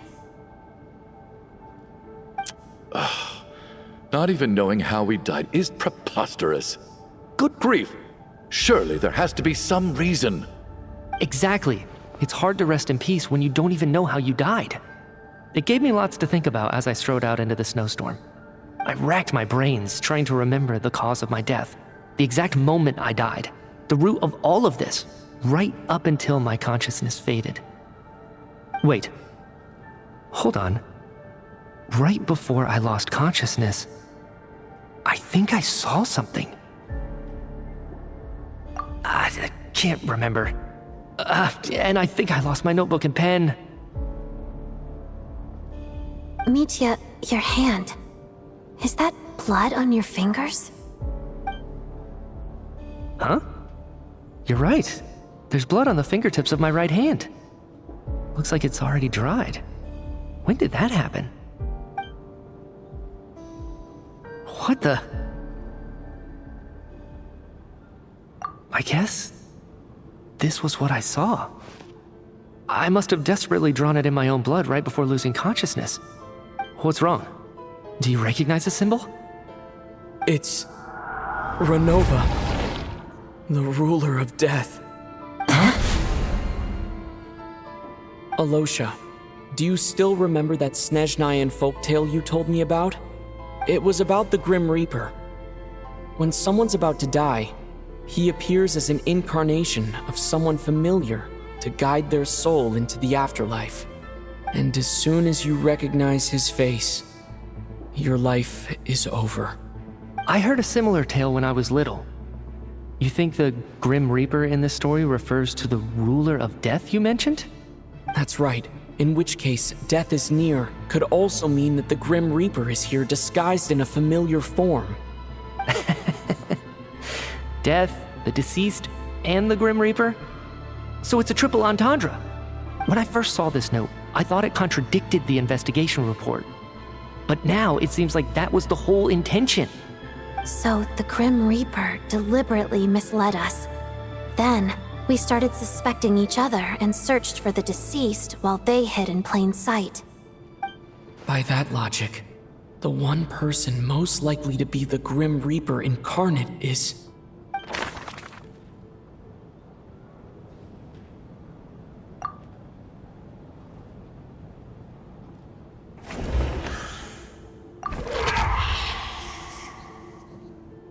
No doubt about it.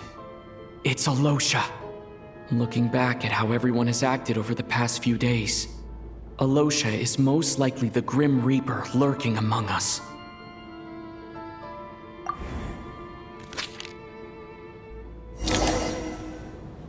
Is it you, Alyosha? You were the first to discover the investigation report, and you had plenty of time to slip the note inside to mislead us. So? Surely you can't suspect me based on that alone. What if someone else found the investigation report first, slipped the note inside, and then put it back without telling anyone? There's no denying it. The note could easily have been slipped in much earlier than it was discovered. That's not all. I've also noticed that although on the surface, Valeriy, Mitya, and sometimes I were the ones taking charge of the situation, looking back now, even though you didn't say much, you were always subtly guiding everyone from the sidelines. What do you mean? You were the one who emphasized how dangerous it was outside and insisted we all stay here. It was also you who suggested that we all sleep in the same place. And earlier today, you tried to convince 𝘶𝘶𝘆𝘁 to stay. I don't understand why, but it was out of character. So, you didn't understand my intentions, and now you're assuming the worst. Seems pretty unreasonable if you ask me. He still won't admit it. Fine. Let's see how he responds to the most damning evidence of all. The biggest question I have right now is, if the Grim Reaper is impersonating Alyosha, then where's the real Alyosha? When did they switch?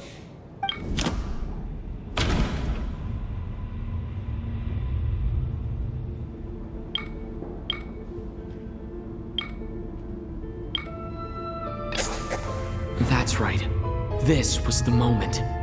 Right at the start, before any victims had even emerged, Alyosha was switched with the ruler of death while everyone's guard was still down.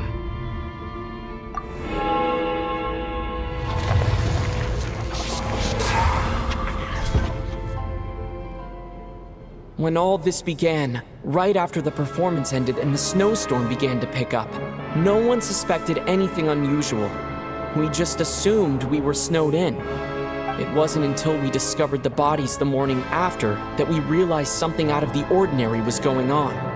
But it's clear now that the oddities actually started earlier than that, when 𝘠𝘰𝘆 walked into the snowstorm and never came back. Right. So Mr. 𝘠𝘰𝘆 was the first victim, not 𝘊𝘆𝘆𝘆 and 𝘠𝘆𝑚. And if we pinpoint that moment as the beginning of this incident, then one thing becomes clear. Alyosha, you are the only person who walked into the snowstorm and came back without the help of Vodyanitsa's Requiem. More precisely, Alyosha never came back at all. The one who came back was the Grim Reaper. Not bad. Well, since you've backed me into a corner, I suppose there's no point in keeping up the act anymore. Alyosha? You're the Grim Reaper? I am no such tired cliché. Mortals should address me as the ruler of death.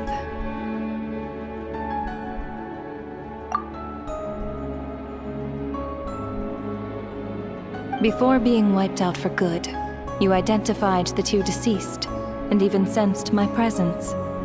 A commendable achievement, far beyond what I expected. I heard you can ferry souls. Those deaths each night. Were they your doing? Your initial conclusion was correct. Due to the existence of the two deceased, the ley lines yearned to reclaim those long-lost souls. Every night they devoured an equal number of souls to fill the void. This required no intervention from me. Though, of course, ferrying souls is indeed my authority. Here, take a look.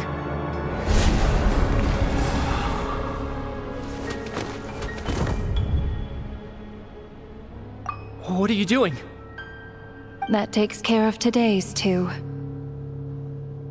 Don't get so worked up. You are already dead, and your souls must return to the ley lines. I know we're already dead. You murdered us, didn't you? Murdered? No. Murder is when mortals usurp my authority. Death is my jurisdiction. If I require someone to die, I need not resort to such laborious methods as murder.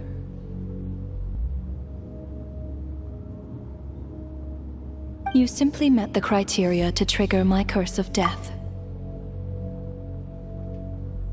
I know about the curse of immortality. So there's another death-related curse too? You cursed us? When? And why would you do such a thing? So often, humans pray to me, begging to know when their death will come, and what form it will take.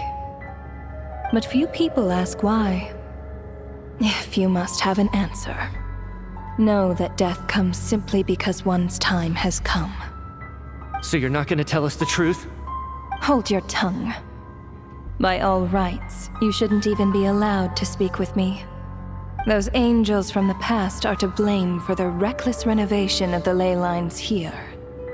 It's made my work on this occasion infuriatingly complicated. Work? So trapping us here, making us watch our friends die, that's just another day at work for you?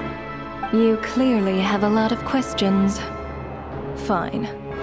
As a reward for your remarkable accomplishments over the past few days, I shall answer a few of your inquiries, provided they aren't too unreasonable. After the physical body dies, the soul must return to the ley lines for that person's death to be considered complete. My work encompasses the entire process of death, including, naturally, the guiding of souls into the ley lines, with which you are now so familiar. You must also be rather familiar with Natlan's Night Kingdom, I presume? It was I who supported the creation of the Night Kingdom. It provided a convenient means of guiding the souls of Natlan. Here, too, the ley lines connected to the theater underwent some modifications. The angels hoped to make them capable of accommodating the souls of some special creations. But this actually hindered their ability to accept ordinary souls to some degree. This effect manifested itself after you died from the curse in the theater, leaving you stranded in the afterlife, unable to achieve a complete death. But if souls who die from the curse of death fail to return to the ley lines within a short window of time, they will miss their chance for good. Then, they will remain forever suspended between life and death, no longer subject to the authorities of either. So if you don't resolve this matter soon, and see all our souls return to the ley lines before long, we'll escape your control. Mitya is sharp. This must be what 𝘰𝘂𝘶 was worried might happen, and the reason she got involved to begin with. But if you have the authority to guide souls, why didn't you just show yourself and get it over with? Why hide among us in the form of Alyosha? You seek to understand the mind of a god. Very well. I'll tell you. This is a theater, and I decided I wanted to watch a show about death. That's why I encouraged you to take the events to the stage. I found myself getting quite immersed. I suppose the entertainment you provided makes up for all the trouble you've caused me by being so defiant in the face of death. There. Are you happy with my answer? Can't say I am. Really? But it fits the stereotypes you humans have about gods. Just moments ago, you were complaining about how infuriatingly complicated your work here has been. Work is work, I get it. There are times when it's a huge pain, but you just have to get it done, right? That's a rather unique perspective for a human. You are in fact correct. There is a pain point in this case. Due to the obstruction in the theater's ley lines, there is a hard limit on the number of souls they can receive each day, making it impossible for me to ferry all your souls at once. Revealing my identity too soon would inevitably have led to futile resistance, and there was a risk that any souls who chose to run would disappear. Then there was the issue of the 2 lost souls you called the deceased. The way you resolved that quandary was all part of my design. That's what I don't understand. If all of us were souls of the dead, what made their presence among us special? For centuries, they have refused to return to the ley lines, exploiting the issues created by the angel civilization to resist being drawn in. Centuries of obsession accumulated during this process. You may think of this obsession as the resentment of the dead, and in this quantity, it was a bomb that could have detonated at any moment. It reached the point where I could not afford to leave it unchecked. But the only way to fix it was to help them acknowledge their own deaths, make peace with their regrets, and willingly walk into the snowstorm. Only then, with my guidance, could they finally return to the ley lines. Otherwise, you would not like to know what the consequences would have been. I vaguely remember seeing Vodyanitsa, but in the most terrifying form. Was that in a dream? Is that what would have become of her if she hadn't returned to the ley lines? I see your dreams brought you many revelations. So you see, death in fact grants wisdom to mortals. Souls connect to all things in the world and see the chain of cause and effect between them. It's nothing unusual. Anyway, giving psychological counseling to lost souls is not my strong suit. That is more of an angel's role. It was something I could not resolve directly using my authority, so I decided it was easier to leave the bomb defusal to you. Meanwhile, of course, their presence caused the souls of other members of your party to return to the ley lines each night. From where I stand, That was killing two birds with one stone. As both issues slowly resolved one another without me having to lift a finger, all I had to do was stay close by and keep the situation under control. Then use my authority to wrap things up at the end. And, of course, while I was at it, I thoroughly enjoyed watching this drama, dealing with death from a mortal perspective, play out on the stage. Sounds like you had it all figured out, Grim Reaper. I just did the math. You said there's a hard limit to the number of souls the ley lines here can receive each day. It's 2, isn't it? That much is obvious, even to a fool. It's time to review this whole affair. If the ley lines can only take in 2 people per day, I need to go over the deaths from these past few days again.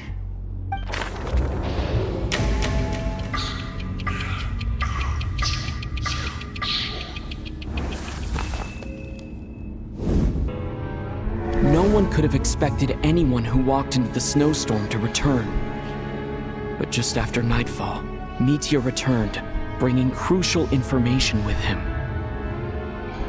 Various truths began to surface, including that all of us were already dead, and that the ruler of death was here among us. Then, after revealing her true form, Renova callously claimed 2 souls.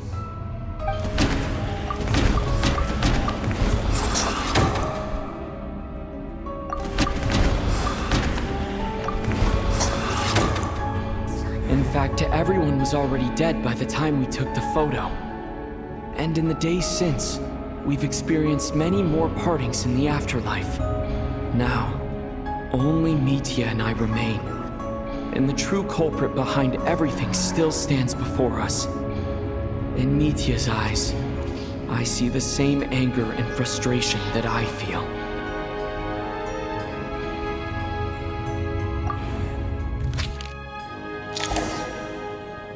That covers everything. It's all clear now. Your work isn't finished here yet, is it? The Traveler and I are still standing here, safe and sound. The Water Imp's song threw things off a little, but it is of no consequence. The ley lines have already anchored your soul, and the first ray of light tomorrow morning will take you back. I, meanwhile, need to review my attitude towards the Water Imp race. So the reunion in the night that Vodyanitsa mentioned, I suppose that was never meant to be a permanent reunion. That just leaves you, Traveler. My power only allows me to temporarily separate your soul from your body.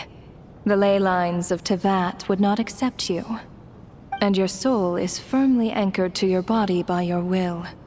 For a descender like you, who is not bound by Teyvat's rules, your death can only be brought through the most violent of means, such as directly destroying either your body or soul.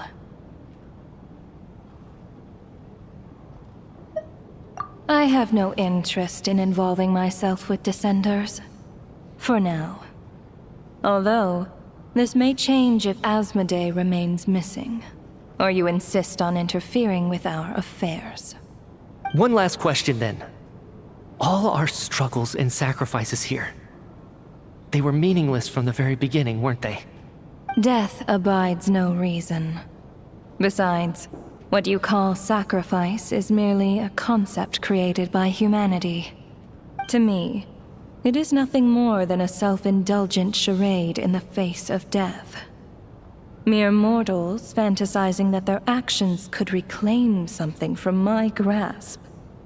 A truly laughable idea.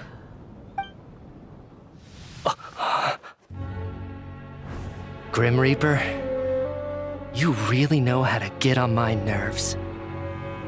I'm not here to ingratiate myself with you. I kill merely because your deaths are necessary. Oh, you've made that quite clear. But humans don't take well to being scorned. Not even by the gods.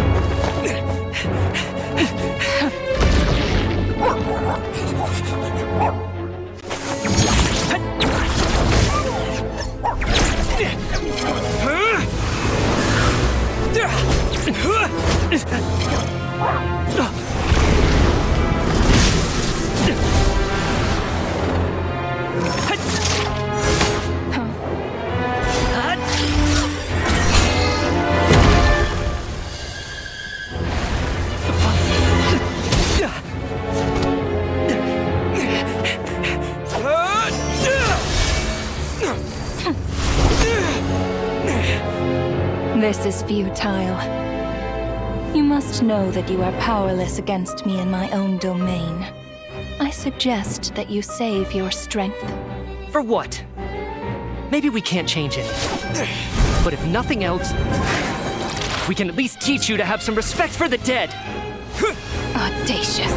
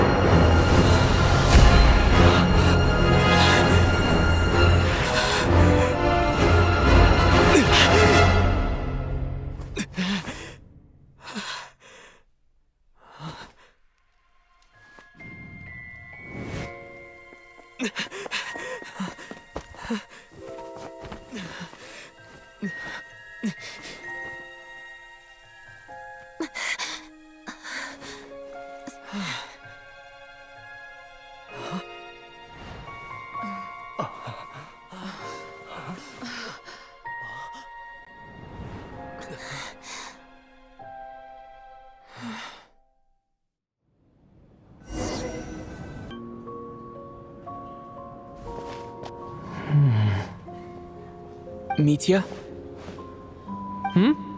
Oh, I'm sorry. I guess I spaced out there for a second. Remind me who you are? Don't you remember anything?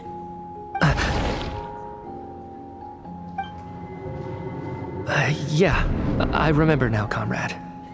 Looks like we guessed right. Just like me when Odette found me at the Armory Palace. For some reason, everyone killed by the ruler of death eventually came back to life. Just with one catch. They forgot what happened while they were dead. Odette and the others have already forgotten everything. Why were you able to remember this time? Could this be the reason? You said this is the ruler of death's symbol, right? I don't see anything there. You don't? Huh. Okay, I guess that makes sense. I carved this into my hand in the afterlife, so it's not visible in the physical world. Does that mean I carved this symbol into my soul? What an unsettling thought. Still, at least I get to remember what happened. I suppose it's a blessing in disguise. What about you, though? The ruler of death mentioned that you're a descender? Is that why you can remember? A full explanation would get complicated very quickly. But that's essentially it. Well then, now that it's all over, let's figure out what we've learned. The first thing I notice is that everything here is precisely as we left it, right before our deaths. This confirms that time passes differently in the afterlife than in the real world. They say that right before death, time slows down, and your whole life flashes before your eyes. That must be how you know you have one foot in the afterlife by that point. Anyway, clearly the few days we spend in the afterlife probably only amounted to a few short minutes in the real world. This also aligns with previous reports of widespread temporary memory loss among the Armory Palace personnel. Now it seems likely that those were all brief deaths caused by the Grim Reaper's so-called curse of death. To those unaware of the truth, dying and coming back to life must feel similar to a short bout of catatonia.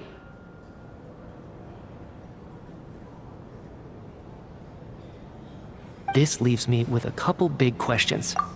What are the conditions that trigger this so-called curse of death? And why are we resurrected after we die? If nothing else, I think it shows that killing us wasn't her ultimate goal. We still don't know her true reasons for subjecting us to death. Right. This time only got complicated because of the situation with the theater's ley lines.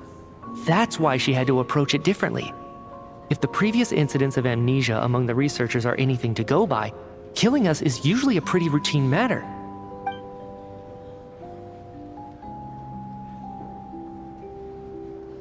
Come to think of it, wasn't I about to note something down before I died?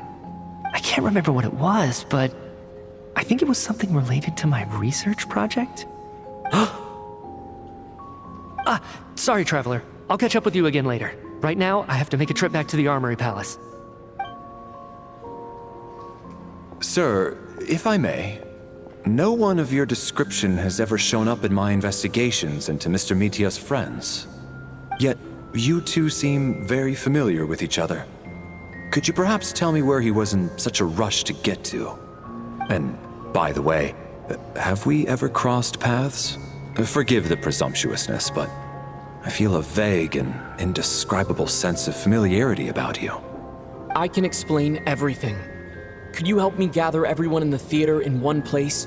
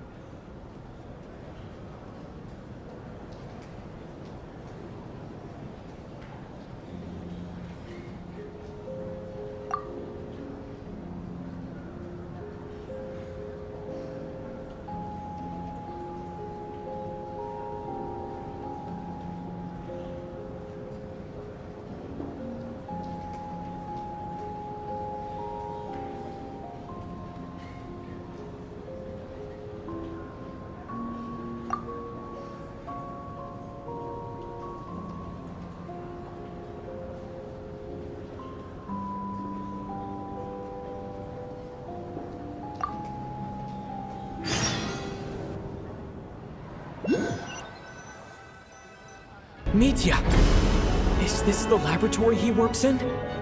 What happened here to trigger the curse of death again so soon? I'll have to ask him when he wakes up. Finding Paimon has to take priority now.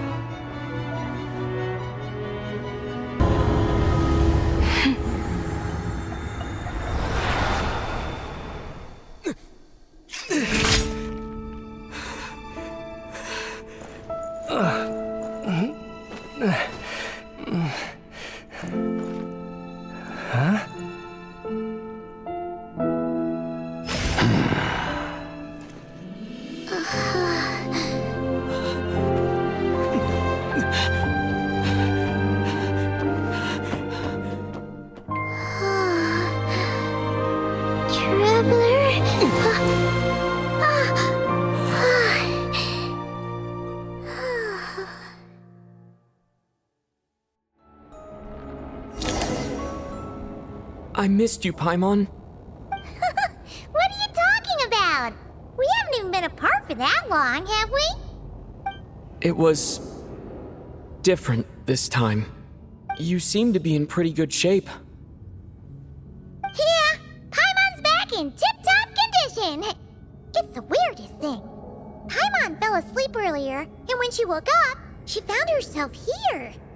The jester and that guy talking to him used some kind of energy on Paimon, and she could kind of feel it canceling out that other thing that was making her feel unwell. So, Mitya helped too? Apologies for leaving in such a hurry at the theater earlier. I was in a rush to verify some theories. Rest assured that your companion is perfectly safe. We reversed the effects that the experimental energy had on her. The Jester specifically instructed me to do so. I suppose this is our first official meeting, Traveler. I could not let Paimon suffer in her condition for a moment longer, and so I simply took her without explanation. I hope you do not mind. But why would a big shot like you care about what happens to Paimon?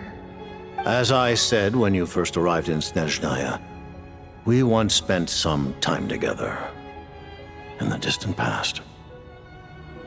Oh yeah, you did mention that. And Paimon did think you seemed strangely familiar the first time we met.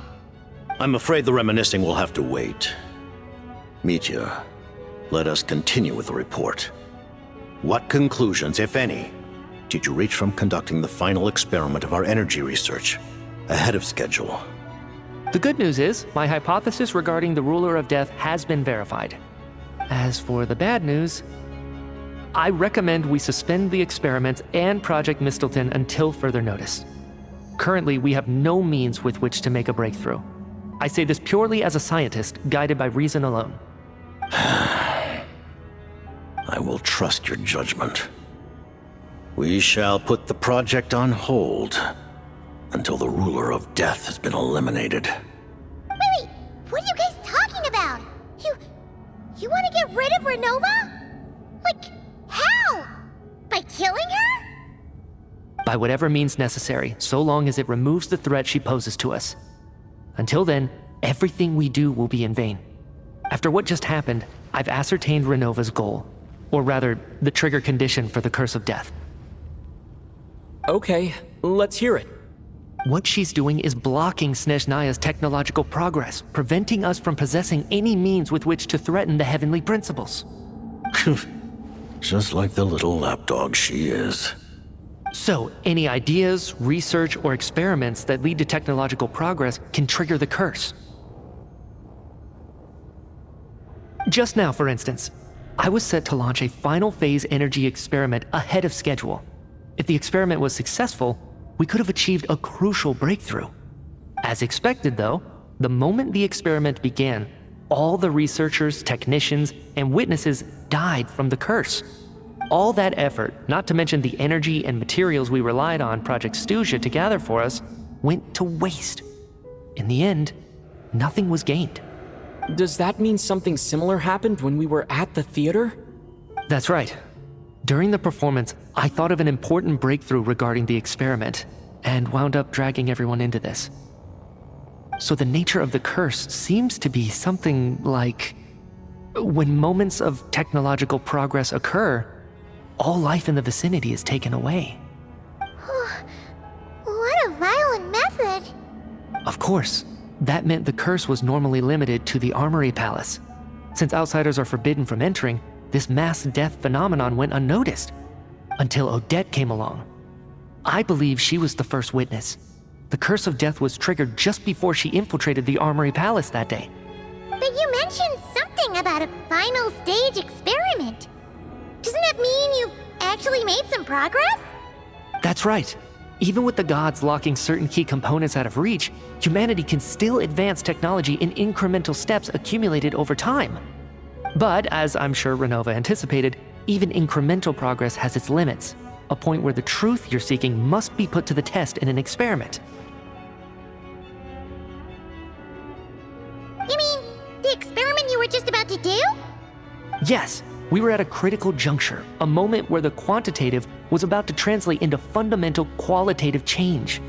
With this single experiment, we could have brought everything we've worked for to fruition. But now, after already being forced to fumble around in the dark all this time, it feels like we've truly hit an impenetrable wall. As long as Renova's Curse of Death persists, we won't be able to advance the experiment or obtain any results. And with Project 𝘗𝘁 having been in effect all this time, at our nation's current strength, repeated trial and error is simply unsustainable. Only by eliminating 𝘰𝘰𝘭𝘆 first will it be possible to continue advancing our plans. But she's the ruler of death! She can just kill whoever she wants, right? That's gotta be the scariest power ever! Is it even possible to beat her? We'll see. But one thing's for sure.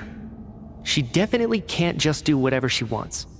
The best proof of that is me, standing here, very much alive. You're saying...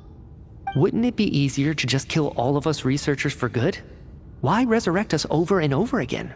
Why let us advance our technology to this point? So, you're saying even the ruler of death has limitations we don't know about? Exactly. And I think that's where the key to our breakthrough lies. Regardless, the ruler of death has always been an obstacle we must overcome.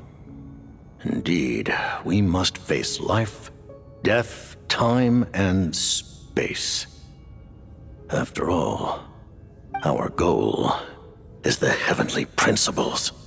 The 𝘬𝘰 want to challenge the heavenly principles? For a long time, I've had a vague suspicion the 𝘬𝘰 and the 𝘰𝘰𝘁 were targeting the heavenly principles. But hearing the jester admit it is still a shock. No wonder the 𝘰𝘰𝘁's goal has always been kept a secret from the people. What kind of road will that lead 𝘧𝘁NIA down? In that case... Lord Jester, I would like to request some leave. I'd like some time to organize my thoughts and go over the data. Granted. Get some rest, put the experiment out of your mind, and take care that the curse of death doesn't affect any civilians.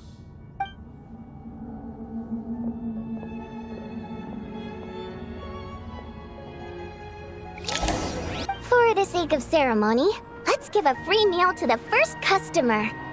Unless it's someone I don't like. In which case, the free meal will go to the next person, and we'll keep passing it down the line like that. Ah, a restaurant. Perfect. Just perfect. There's no way Valeriy will find me here.